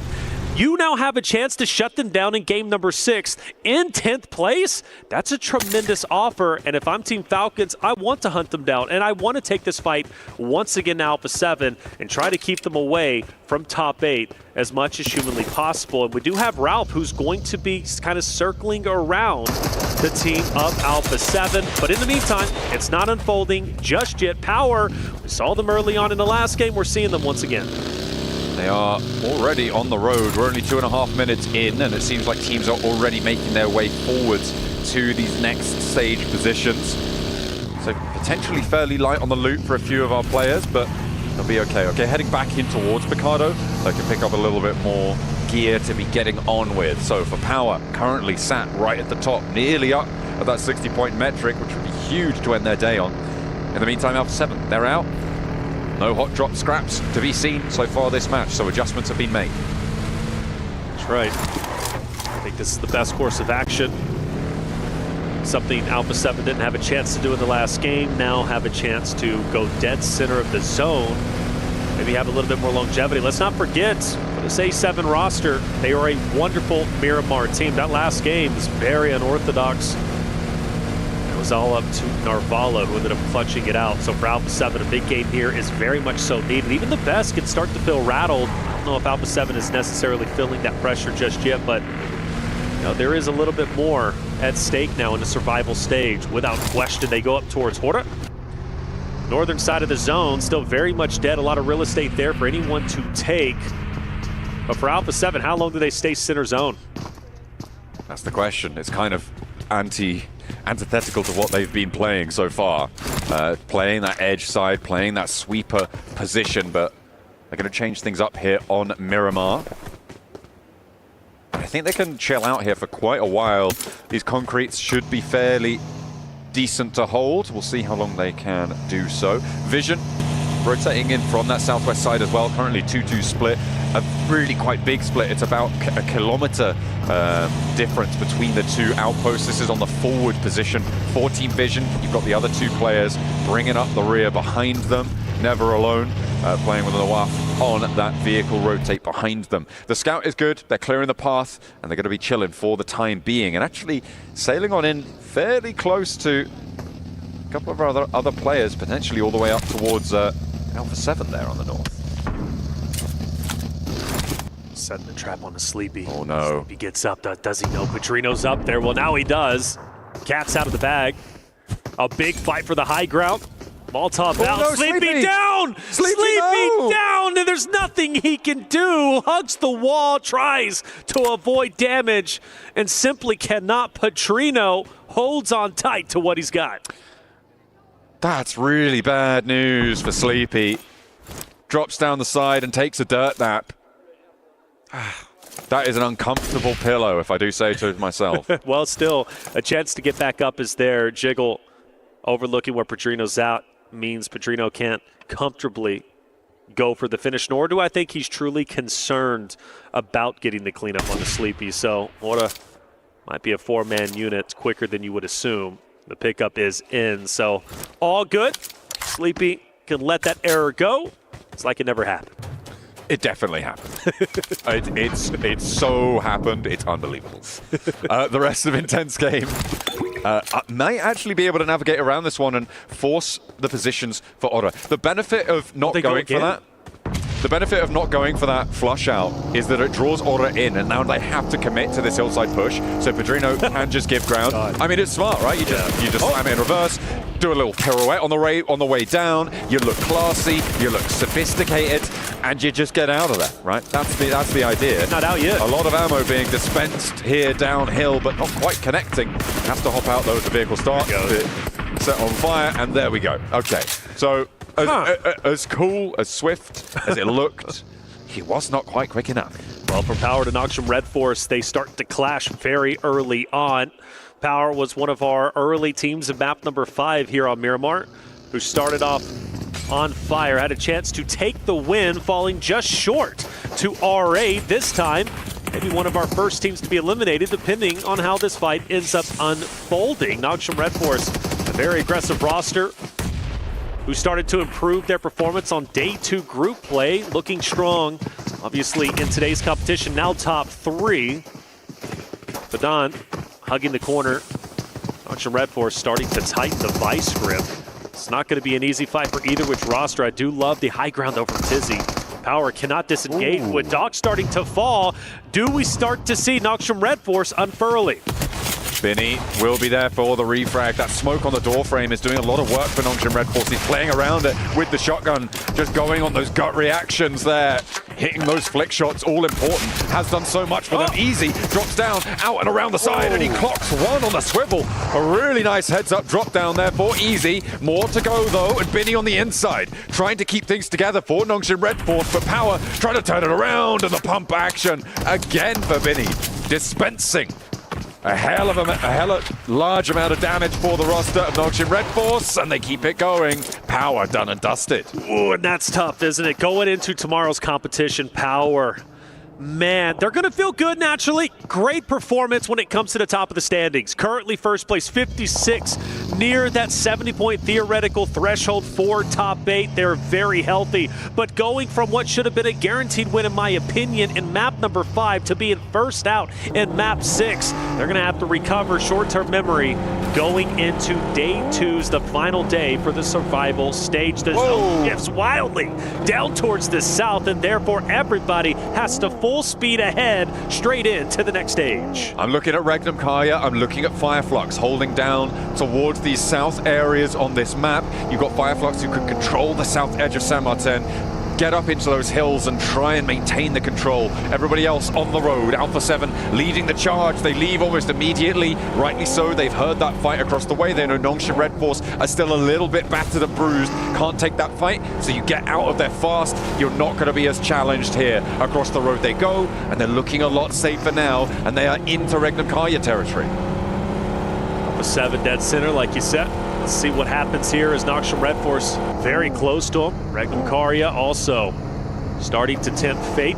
Alpha 7 pushes up. This is a must-win fight. Alpha 7 needs to stay alive. It is critical they break into top 8 by the end of the day, and some great utility has already been thrown. Revo is starting to take over the high ground, pushing where Wild is currently at, just down below. Loxy, a solo at multiple times, who has managed to stand his ground. This time has a full force around him. It's only going to make him a better player. Squash, free fires, no connections, and the dance will continue. Alpha 7 rock up, no casualties on the approach so far. A little bit of damage sent towards Mafioso, towards Revo, but they are now in the straight up 4v4. As Regnum Kaya holding the ground, a lot of damage sent over to Mafioso and a 1-for-1 trade on the off angle there. Silas finds a second as well, looks to put Alpha 7 back down into the dirt, and it's all up to Revo now as they're finding the shots for Regnum Kaya. His hold is monumental. Toshpik is traded off, but one is not enough, and Alpha 7 end their day in the bottom half of the lobby. That is so tough. Regnum Kaya putting the final nail in the coffin for Alpha 7's performance in day 1 survival stage. They will officially finish outside of top 8. Tomorrow has to go so much better if they want even a chance to go to the finals and defend their title from last year. Now we focus our attention over towards Team Falcons, a roster that was underperforming throughout the group play, but overperforming when it comes to the survival stage, looking to finish in first. Alpha 7 really good at Miramar, by the way. 1 point, no points. It's kind of crap, really, isn't it? It is. It's not what you want to see for Alpha 7. And my concern, though, John, is like they go in Americas and they underperform. They do. Let me take it back. Stage 1 of PMSL Americas, they've overperformed, beating the second place team by more than half, or more than double, if I'm not mistaken. Then they go into stage 2. They start to slow down a little bit, second place. Now, still impressive, right? But we're talking Alpha 7 here in Americas where they should be dominating. And then they go to grand finals and they start off very, very slow. Let's not forget, they only qualify for this stage, for PMWC in the final game. And it's because Wolves dropped the ball going to the Death Shack and basically not even choosing to play the final game. Of course, they did, but just too slow. And well, they didn't have a game plan. Alpha 7 barely skates in to top 3, finishing bottom 3, right, for their region, which they should have dominated. And now they're in the survival stage. The pressure is on, and now they're not even top 8 going into the second day. I'm starting to get a little bit worried. They're losing pace as well with the rest of the pack moving ahead of them towards that bubble. It's going to be difficult to make it. Nongshim Red Force on the northern side here. We saw that engagement earlier that they had with Power. They were able to win it, but the speed at which they could leave is not going to be fast enough. They've now taken heavy casualties, and that crossing is going to be nearly impossible. With one player remaining, Doxy will try and get something done, and we'll see how much further he can go. Regnum Kaya holding on to their position with 3 players alive is good. I'm looking at Kinotrope as well on that southwest side with a nice spread out across a lot of ground, but the Falcons are going to look to challenge the south point. They could potentially find a weakness. And I think the weakness is going to be Blur. Blur off on his own, and this could be Falcon's opportunity to kind of bully him out. Granted, you do have Ozan who's going to be able to fire down low, and he did a great job, by the way, in the last game, right? Ozan was that off angle, just peppering shots at the enemy, starting to roll in. But for Falcons, they are a punishing roster. They see Blur by himself, you better believe they're going to push him. Yangon Galacticos on the western side, currently taking heavy punishment from Aura to their north, who do still have to rotate themselves, and Vision to their north as well, who do not. And they are going to be able to hold down in this compound. You can see Yangon Galacticos further up and ahead on the south edge of this one, on the exit from Monte Nuevo. Yangon Galacticos suffering. Aura now looking to mount up, who been dishing out some punishment, but wanting to try and break towards the top side here. In 9th place, Aura looking to move away from Alpha 7 towards E-Arena. But E-Arena themselves going to be crashing on towards this Regnum Kaya position. We've seen them defend 1. Can they do it again? Regnum Kaya looking to take down 2 teams in the same game. And E-Arena, though, got to give them faith because they've done such a great job holding hardcover POI, but it's chaos across the board. Loxy bottom right, of course, Joker, who's going to be bottom left, and then the overhead up top it's just a mad scramble for positioning, and I believe Regnum Kaya gives respect to E-Arena. They're dipping. I think this is sensible. You wait for those pushes, you should control these door frames, and you try and get some value out of it, but you know you're not winning really, realistically, a lot of the time in that engagement. It would take a lot of confidence to stick around in that spot, and the fact that they had those vehicles ready to go says to me this was their plan all along, right? South, try and stop some teams getting in. If we don't get any knocks, fold back to where we held before. But I think they come back. I want this hardcover POI, if I'm honest, because it's going to be such a power play, kind of like what Power was in just the last Miramar that we ended up witnessing. Granted, second place, but you notice once they got the hardcover POI in center zone, they were a force to be reckoned with, and they finished with over double-digit eliminations. So for Regnum Kaya, I don't think this is going to be the end of them versus E-Arena. Falcons starting to push in. They have been quietly finding their way closer and closer to these circles, and now they've managed to find a team trailing their way in, and they will drag them back down. Take one of their players out. Yangon Galacticos down to 2, but Falcons are outside of the circle, and they have danger sent to them from Kinotrope on the southeast, and Yangon Galacticos, even with 2, are still deadly. That's exactly it. Kinotrope is going to be the X factor in this fight, as far as I'm concerned. You also have Vision, who might play a bit of an impact, who now start to move through. But in the meantime, Yangon Galacticos feeling the pressure. Team Falcons noticing where Vision is currently at. For Falcons, in my opinion, I'm sending it into the zone. I'm trying to get as much distance as possible once these fights have concluded, because I'm not too healthy. I'm not too happy with Yangon Galacticos being around us, Vision also being in the area, and Kinotrope also being up top. Falcons could be in trouble before they know it. Getting a little bit more healthy here. They'll need every advantage they can get. Pushing in the southwest side is treacherous. The terrain nice and bobbly for you as you try and roll on forwards. SayCloud has spotted Redox. Redox unaware of the position, but doesn't quite go down. Will have time now to heal this one up, and SayCloud's position is known. He'll have to reposition and get away from this location before the Falcons descend, before Vision send out their way, but I don't imagine that Vision are going to be super keen to send south at this stage. They're going to be more interested in heading east to regroup. Meanwhile, is it going to be, yeah, it's Aura on the northern side, and IG having a tough time of it.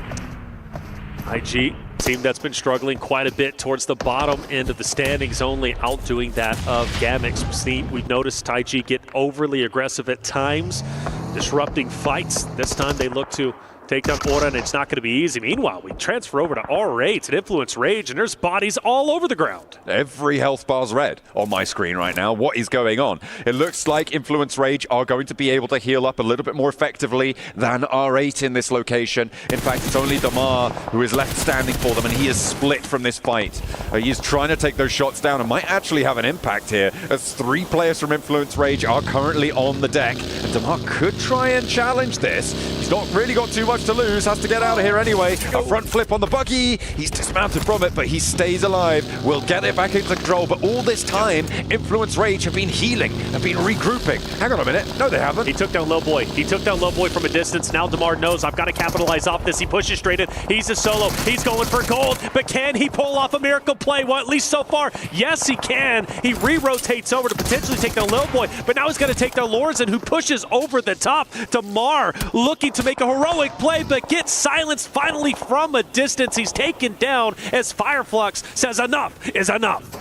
During all of that as well, Kinotrope sent a big node over towards the Falcons that has torn them in half. They are suffering now, and it looks like they're being handled nicely out on the western side. Redox the last to stand for them, and he will fall in short order. A well-placed nade stops Falcons in their tracks, going down with minimal points on this match, but their day is pretty successful so far. They have managed to turn up where they haven't before, and will be happy moving into day 2. It's not the biggest surprise, though. Falcons were so embroiled in this fight against Yangon Galacticos. Meanwhile, Vision was also laying down shots down range, and Kinotrope just had too much of the power position, too much vision on Falcons once they started to push it, and they had to start pushing in to go into the next zone. So Falcons get eaten alive, and it will be Kinotrope who have a potential to have a tremendous game, which, again, would be very valuable. They're knocking on the door of passing up the previous year champs of Alpha 7. Top 8 is a possibility. They need a lot of points to get there, but finishing the final game of day number 1 of survival stage is so impactful. For Kinotrope, they have a chance to do it. This is also a big chance for Regnum Karya to put themselves back in and amongst the top dogs of this lobby. Making sure that they can end over 40 points would be fantastic. Getting up towards 50 would be brilliant. It will take it still quite a long way to go for them. They'd need a 26-point match to be able to get up towards that 60-point mark. It's doable. There's still plenty of points left going. We'll see what they can find here on the northern side. They've got a solid spot. Fireflux, so spread out, mind you. You've got Scarface all the way in the north, Solus way down to the south, along with Matcap and Catcher are going to be the closest together, but even them are quite separated.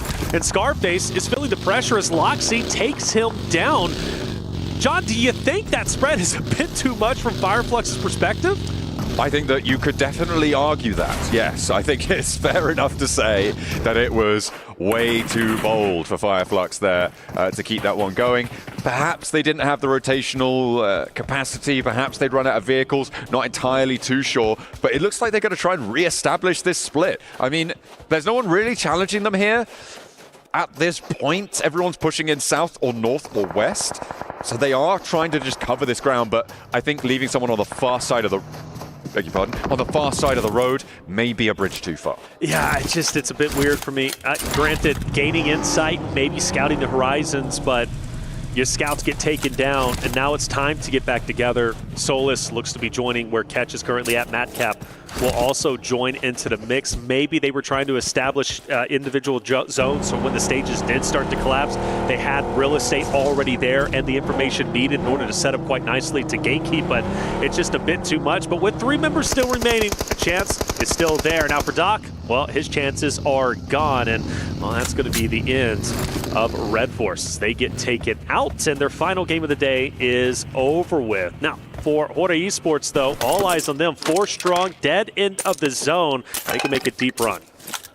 Yeah, with the hills that they have to play around here, they can definitely get quite close to the center. We're going to be seeing the next circle in about 5 seconds as well, so it's going to dictate the pace. Vision, they've been slinking their way down this western edge and towards Kinotrope, who now find themselves in a little bit of a ditch. A huge nade comes through from Noir, finding 2, and immediately they can descend on this one. They should be at the very least. There's only 1 player close by to try and handle this one. Ozzy-san at a distance. I don't think he's going to be able to say anything about this. I don't think he has a chance to chime in if Vision just pour over the top. Yeah, Plur, I mean, maybe, just maybe, he can make something happen. He throws the nade, but it's a bit too short. Plur is going to be the last-ditch effort for Kinotrope to try and be the hero to shut down Team Vision, but I don't know if he's going to have what it takes in order to do so. But he does get the off angle, but the shots are going to be missed. He's going to be snipped out and taken down, and Team Vision, who was opposite of Kinotrope for the longest time, puts almost the final nail in the coffin, I should say. Ozzy-san is gone, and now it's survival mode for him. Where has this Team Vision been up until now, right? These guys, off that last Miramar, they got a healthy elim count, and now they're back up to 5 with a western point position. They have a chance to push towards E-Arena, sure. It is a difficult one, a lot of open, quite flat terrain as well, but they do have a chance here to put another big number game on the cards. They started this Miramar set really down on their luck, but they have started to pull their socks up. Zan goes into a hot and ready Lil Boy as well as Influence Rage. Doesn't have the help needed. Influence Rage start to encompass where Ozzy-Zan is currently at, and he won't even get a shot up, unfortunately. He will be eliminated, and therefore Kinotrope are gone from a very dominant, strong position. Pressure was on for Kinotrope. They get 3 eliminations. I'm thinking they're going to have a deep run, maybe even surpass the performance of Alpha 7, but they fall short as Team Vision take them down in conjunction with Influence Rage. I'm looking at Vision right now. I think they have the most difficult approach here. Wouldn't be too surprised to see them sweep around to the north side. It looks like they're trying to consider that as well. Over towards Ora. Move out into that open ground that sits there with the circle. Having the compound in the southwest quadrant. It's not necessarily going to be ending up there, so it could potentially be an advantage to be on the outside in this scenario. Could be. Regnum Karya disengaging from E-Arena earlier, right? You talked about it, you said that's a favorable play. I think maybe there's going to be another contest for the hardcover POI, but no. Regnum Karya being where they are, I actually favor them. I think they're in a wonderful spot. E-Arena now starts to inch their way closer. Everybody knowing this compound is going to be so impactful for the future stages, and everybody wants a piece of it. The difficulty for E-Arena here is that the positions that they hold have so much open ground around them inside that compound, right? We saw that side shot from Team Vision's perspective. There's just this open wasteland of nothing that sits between them and Regnum Karya on that northern side of the compound. To make their way north would be really, really tricky. It would be a better use of their time to play around where Mormon is playing, right? That east side of the compound, try and stretch up a little bit closer to the edge, have access to the hills, and potentially take a couple of shots out towards Ora, towards Influence Rage, towards Fireflux's remaining players. Vision wants it. Vision wants to push in. Regnum Karya gets a piece of the building in the next stage. E-Arena going to be quite healthy where they currently at. Need Sakura as well as Joker to join into the mix for Vision. Well, they've got to make a decision, and honestly, going south, you go into E-Arena, you go north, you got Regnum Karya who's going to be looking directly at you. You said it was going to be difficult for Vision. Well, now the job just got even more difficult. It is really, really tough stuff here. 6 teams now remain with 21 players alive. And it looks like Marcelo's going to get a little bit closer now to Regnum Karya. Draw some shots out. Get a little bit of info. Yep. Wait for E-Arena to try and challenge as well on a third-party off angle, but they aren't spotting it. Have no choice. Vision, they've got the man advantage, but they've got to break into the cover. It's not going to be easy, but it's their only go at it. They focus on the Loxy first. Right. Loxy, though, does a good job taking down a couple. In fact, he's going to get the full finish onto Alone. Marcelo off to the right will also be taken down. Volt, the last chance, the last dance for Team Vision to make anything happen in the final game of day number 1 of the survival stage will end in a wonderful hold. But here comes the third party, E-Arena. They're out for blood, and they want to finish off Regnum Karya. They've heard this fight popping off. This is the only team that was holding them from moving north, and Regnum Karya's sightlines get pushed off the angles. They don't have time to heal because they've got more players descending upon them. Tony K, nade in hand. Wild desperately popping that first aid. The Molotov on high keeps Loxy back off the window, and Tony K plays forwards, and he opens the door, potentially to his demise, but Silas not going to go down just yet. Tony K hopping up, trying to challenge on the high ground, and might be able to do it, but slips low, and in the meantime, E-Arena have lost a player on the off angle. Fireflux are moving in, Influence Rage, Aura as well, trying to find their way through and closer to this fight. Tremendous fight, a big fight indeed. The question is, who's going to end up ahead? Regnum Karya, E-Arena, Fireflux with catch. Will he have any impact? Well, with the reset, E-Arena, once again, a 4-man unit who can push straight into Regnum Karya, but Silas wants to hold his ground, and he's doing exactly that. With the choke point of the stairway, he knows if anyone pushes up, they're good for dead. Silas needs to hit the shots needed, but no one is going for the challenge just yet. Regnum Karya still has a little bit of distance. The fight will stagnate once again. Silas, the big dog with 5 elims, sat at the top of the performance charts for Regnum Karya here in their final moments of this hold. Alpha 7 couldn't do it. Vision couldn't do it. E-Arena taking a crack at it. Regnum Karya may be too tall of a mountain to climb here as they keep things on lock and key. These guys are champions in their own right, and that is on full display here. Without a doubt, now they've got to push forward. They take a couple of pop shots on the Aura, keep their heads down, so they have free and clear ground to push up. Now, you do got to consider Fireflux catch, who's going to have the off angle on Regnum Karya once they do push out. But for Aura, all eyes on Influence Rage up ahead. Influence Rage, this is one of their deepest runs we have seen today, one of their best performances yet. I'm hoping they start to crawl their way up into the top 8 position, but Aura, they've got other plans, and Lil Boy is down. Let's get a little bit more done. Loxy falls as well on an off angle there, and it looks like Aura are starting to extend their influence. It was Ketch who was able to catch them on the approach there. They're potentially going to be resable, but the blue zone pushing in, they just don't have the time. Dead center of the circle right now sits in Aura territory, and it's going to be up to Regnum Karya to try and dispatch them from that location. Regnum Karya committing? No, they don't find the res. Oh, Wild, he's got the forward position. He's going to be the closest to Horda, but he doesn't understand what he's getting into.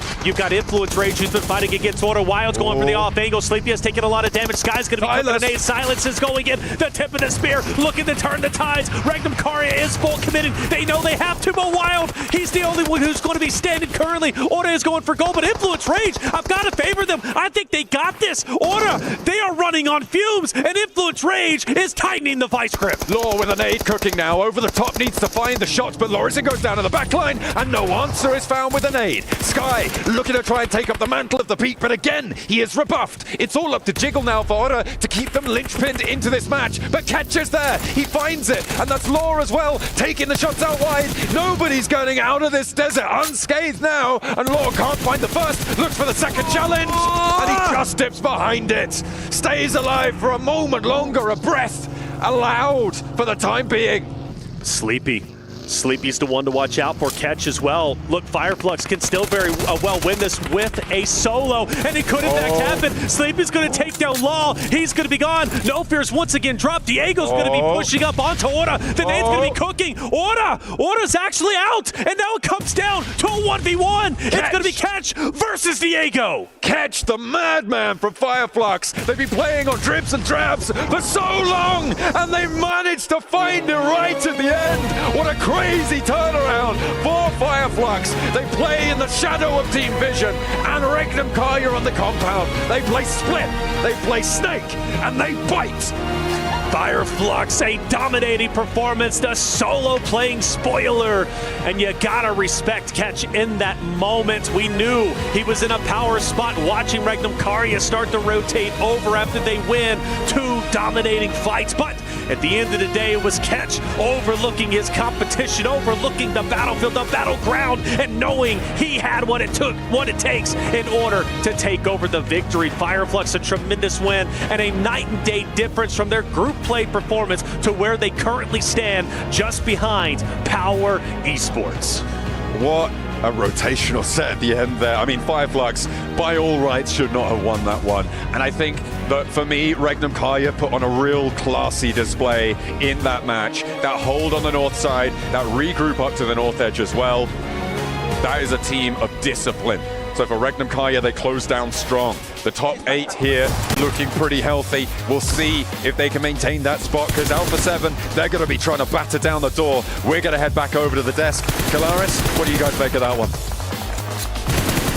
An unreal ending with chaos abound all over the place, but somehow Fireflux gets themselves the victory here, despite Influence Rage and Ura being able to position themselves as best they can. Joining me, everybody is joining me. We got Seven, we got Neptura. They're hyped, they are ready to go here for the survival stage, and also Max Man's here as well. Oh, thank you. No problem. I was so impressed by how they were reacting to that game, Max. Yeah, they were very hyped about it. Yes. I was not looking at them. I was looking at Hora. I was looking at the side of Influence. Understandable. And I was also looking at Regnum Karya, but no, stay next to the fence, being really silent. Works out every once in a while, and for here, Fireflux, to actually get themselves a good old win. Good to see it. Yes. Sometimes it happens, Seven. Yeah, sometimes it happens. It finally happened to back. Actually, what is that? 2 wins for them now? Yes. Yeah. Nice. Good performance out of them. 22 points total, 12 eliminations. Really super top heavy, I feel like, for this match. Influence Rage too, 13 points. I was impressed. It was good to see Hora being able to actually perform here. I felt like so far today they were really quiet. This at least will put them closer up to the top 8 to contend tomorrow to make it to the grand finals. I agree. I think it's going to be interesting to see who can actually try and beat them coming into tomorrow, right? Because we have seen, as we said earlier, not many teams just go for it. We haven't seen another alter ego. We haven't seen that domination from any one team. So everything is very close. So this match in particular has been super interesting points-wise to see how that leaderboard has been shaken up. Yeah, it's a lot more even going around the board here for the survival stage. You just don't have one big team dominating everyone. Even though Power had a really good day too, looking at this one. Oh, Alpha 7, I knew you were going to do it. I knew it. Go on. Sorry. Winston Payne, do it. Oh my god, Not quite like that. It's like, do something, please. Means by Kyanat, shout out to you. Yeah, understandable, right? Obviously, there's a lot of expectations on them to be able to perform a little bit better than this, but another single-point game, Neptura. We need to see Alpha 7 have a massive day tomorrow, which we know they're capable of doing, but will it happen? I wish. You wish? I wish. I wish. I wish. I wish. I really wish. I really wish it happens tomorrow, because otherwise we're not going to see much from them in the finals, like, at all. No. So, what do you do in just another 6 games? They're going to have to do an alter ego all over again if they want to actually make the top 8. And the way they're playing now, it's not happening. The thing is, they also... That was very British, by the way. There's been a lot of that today. A lot of that. They also fixed the hot drop issue. They did not fight Falcons in El Porto, so they actually left us like, okay, that's the biggest issue for them on Miramar. It's been fixed. And then they go to another team that also fixed the hot drop. That was Regnum Karya, and instantly get wrecked over there. So, as you said, we need to see some alter ego level results if we want to see Alpha 7 make it to the finals. Well, let's talk about the overall rankings then, and I'll get your thoughts on it in a moment, Seven, as of course we have ourselves up towards the top. It's a Fireflux fight against Power. Of course, Power came into the last game at number 1, but Fireflux with these 2 wins, that sneaky, cheeky win here, Seven. They're at number 1. Honestly, if you're Fireflux, you're coming in confident tomorrow. You have 29-point lead up to 8th place. You're going to be able to maybe even think about doing some stuff to those teams towards the bottom to try to stop them to make it to the grand final. So yeah, Alpha 7, it's going to be scary for you tomorrow. I was going to say, Alpha 7, you go down in the leaderboards. We don't want to see. Like, you could genuinely do that at some point, because I think we were talking about it earlier, Kalaris, right, about what the point threshold could be. We were like, maybe 60, maybe towards the 70. Like, they are pretty much there. So they can just relax, because really you're just getting extra prize pool, which is always nice, but you could target teams to ruin their chance of making it into the finals. That said, Neptura, looking at how this plays out as well, Power, I think I've been very impressed by how they've been playing things out today. Second place, they were first up until that last game, of course, here. 56 points for them. It's a fantastic result for Power. It is. I really, like I said at the beginning of the day, I really liked how they played in day 2 of their group stage. I wanted to see that continue in through to survival stage, and it has. The one thing that I'm surprised at, though, is how elimination heavy their result actually is, because 16 placement points is all we see out of them. Compare that to Fireflux, who kind of have been a lot quieter. I mean, yes, they won 2 games, but game to game, we haven't seen as much from them as some of the others who have been a bit louder. But 30 to 34 for Fireflux is massive for them. It's really nice consistency. If Power could just try and survive a little bit more, turn those strats into points just a little bit more, we are looking at another Fireflux. Yeah, I'm going to be looking at Falcons. I want to see what they're going to be doing tomorrow, if they can finally get the win. We saw them do really smart rotations. We saw them actually be playing the way that Coach Peko has been saying the whole time, the way that they play, having teams be a little bit scared of them, having them giving them that freedom to actually do those rotations. They got away with some today, but we need to see a win out of them. And looking back at that Irangu, they had an amazing rotate right down next to school near Rozok, and it was a very, very good rotate. And then they got very passive against Alpha 7 instead of committing for a breach. If you're going to be aggressive the entire way. I think that is the way Falcons can make in the top 8. As on the second page, a lot of teams that we just do not want to see here. And again, Alpha 7 are still on that page. Yeah, okay, this is the danger zone. I think my concerns really do lie with AX, TMG, Intense Game, Gamax Esports here, Neptura. These teams need to have a massive day tomorrow, because they had a pretty rough group stage for the most part, and now they have only 6 games remaining and only 12 points at the top for them. I'm surprised AXTMG did not have as good of a day as we saw in day 1 of the group stage. I'm really surprised Intense Game is there, because I was really shouting their praises day 2 or the last day of the group stage. Yeah. I really liked how they were playing. They were playing very split, but very controlled. They were doing some good things synergy-wise. They weren't going off on their own too much and all of that.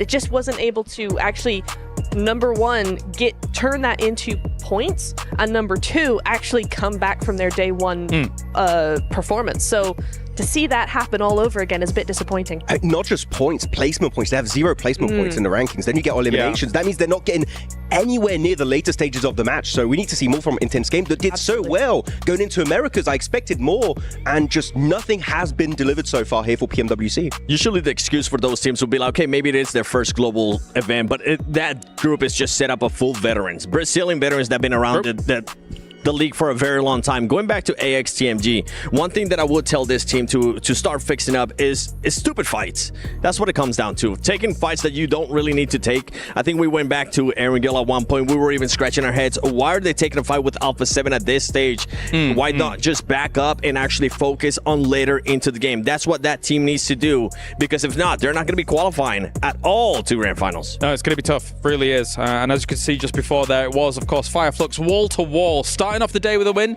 and finishing off the day with a win as well. Let's take a look at the Gadir top plays of the day, as I suspect there may be some Fireflux here throughout this Neptura, but we do start off with good old Power Esports. Power have popped off today, not gonna lie. Not gonna lie. Yeah. Oh, the vibes. The vibes were very good for them, yeah. They were rizzing up the rest of the lobby, and the vibes were very good. I agree. Yeah, guys, plus 10,000 aura. Absolute cinema. Am I right? Shut up. What do you think, chat? You damn Zoomers. You've done this on purpose to me. We got it. Save me. You.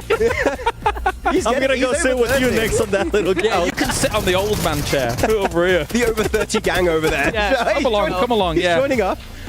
This is the hosts. We got share. top plays. How Double about we go hosts. talk about the top plays here we had? Yeah. A lot of field finishes on Erangel, actually, in particular around this area, and a lot of big crashes. Influence Rage were one of those few teams who just sent it on the buildings. And Yangon also getting a great finish here on Erangel against the side of Regnum Karya. I mean, I loved how that entire last end of this game went. I mean, this just the nades. Every single nade is a highlight to me, so I'm glad we see it in the top plays here. Yeah, when we look at the top players here, Seven, which team do you think was mewing the best? What are you... No, you don't want that? You got me. No, you got me. I'm trying to be cool. I'm Are they trying to looks fit in with the maxing kids. with those nades? Are they looks maxing? Max does really good, though. That's not bad. Yeah, look, that's actually really You can't good. see that at home. You gotta do the line thing. You've seen the Gadia top plays. Now, hello. Dang, we look good. Chair. We actually coordinated really well in our costumes today. We meant to do this. This is how we wanted to start the show. We just didn't have enough time. Yeah. Didn't work out. Who's Kalaris? Yeah, right. We look a little bit different. We look slightly different.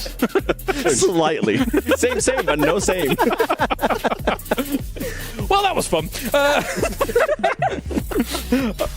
All right, let's take a look at something far more important than me and Seven. It's the Sony hero of the day as well. Ooh. What are you guessing? Are you taking a guess? All right, we're doing some predictions to get this going.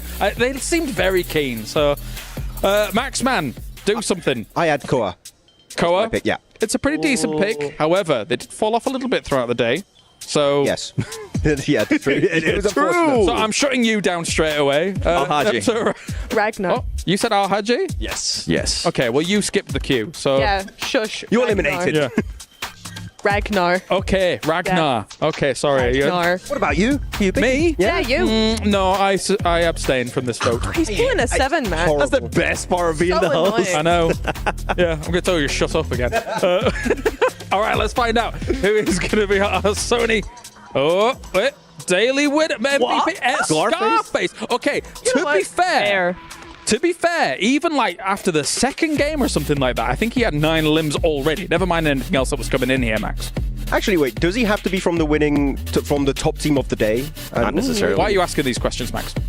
Existential crisis. Yeah, I don't know. exactly. Yeah, you're having a problem now. 14 eliminations on the day. Scarface, when you look at Fireflux, you look at that Solus, you look at that Ket, right? Very experienced players, but Scarface right out from the Sandhawk. Here, going on to Sanhok, actually very controlling against the duo here from Falcons, able to claim that chicken dinner. So Scarface making a name for himself here, right out of the Turkish players. Scarface and Fireflux kind of set the pace, right? Throughout since the beginning at Sandhawk, they kind of just followed that same gameplay, being able to just be passive and strike when they needed to, let the other teams fight too. Honestly, I think if they would have played a little bit different on that Erangel when they ended up getting third party, when they were just so focused on Kinotrope and Alpha 7, then we might have had a team that ended up with 3 wins. Any final thoughts on that, Namatura? I think he's right. Well, I know I say that a lot, but these guys know what they're talking about. But no, I do agree. I think Regnum could have played a couple of those games Fireflux could have played those just a little bit better. There's a couple of games where it's like, oh, maybe that wasn't the play. But stop laughing at me. But I do think that, yeah, we've seen a very strong performance and not one we necessarily expected from them. Seeing the group stage, how they performed there, it was a very different team. So to have them be at the top of the leaderboards day one with actually a really good performance under their belt is really nice to see. Yeah, Seven's laughing. I mean, they were not existing in group stage. Yeah, they weren't. They were in group stage. It was tough. It was tough. All right, let's move on then as well and see who's able to take our honor domination here for this one. And it will, of course, have the tripler limbs. And this is understandable why Scarface may take that #1 spot. But he was also followed up by Ketch as well here, Max. So again, it was really Fireflux wall to wall. Yeah, I'm waiting for Solus to be showing up next, maybe tomorrow. But then there's been 2 players of Fireflux. Al-Haji from Power. If you're going to ever play from Power, it is going to be Al-Haji, followed up by Nothing from Hoda and Koa 77 from the side of Falcons. That also is a very steady player here going into it. I'm happy to see no fear there from Horror Esports. Yeah, Remember, Sleepy during group stages, he was the one that was able to get an MVP. It's good to see now another player starting to step up, and I feel like this might be a bit of a turn here going into tomorrow for Horror Esports. It is quite interesting to not see Sky instead of Nofe, because normally Sky is like the MVP contender, always on the side of Horror out of Nepal in general. So I'm very, very happy to see Nofe actually step up ever since PMSL CSA. We did see him fight a little bit earlier on. Maybe it could have been that they adjusted their playing style. We've seen teams being able to do that in the past too, from group stages to now. I think that might be the case. We'll just have to verify with Sky. Maybe. All right, well, that is our teams obviously performing extremely well here for our survival stage to get things rolling. I mean, hopefully we see the fight back from some of the bigger names like Alpha 7. I think that really is the topic that's on a lot of people's lips here, Nepturo, because it would be rough to lose our current defending title holders here in Riyadh at PMWC. If I'm looking at 7, he looks very sad. Bad for him, but losing them would be a bit devastating in the survival stage. It really would. I think we would lose something as well, though, because they've been a part of every final, every global final for so long. They're always part of the conversation all the time. Yeah. We would lose something by having them not be there for one of those events, for one of the finals. And so it would be weird, I think, and maybe even weird to a lot of the teams, you know, having to try and adjust to having this powerhouse, this aggressive team who splits all over the place and does what they want, basically, not there at all. It's kind of like, wait, where are they? What do we do now? It'll be difficult. Max, you were unboxing whilst all of this was going on. Did you get anything? I got some vouchers. I got the James Yang t-shirt. The James Yang t-shirt. Only for 30 days though. Not you mean the winner chicken dinner one? Yeah, it's very cool. I want that. James Yang, please. Would like to get it. And also a cool dance, a group dance, which are new. Last updates. We can be dancing in the lobby. We can test it out tonight. Yeah. Nice. Awesome. All right, well, let's talk about it, of course, because you guys at home can get involved as well with the PUBG Mobile Airdrop Carnival, because it's now live here this weekend from August the 1st to the 3rd. Log in and summon surprise airdrop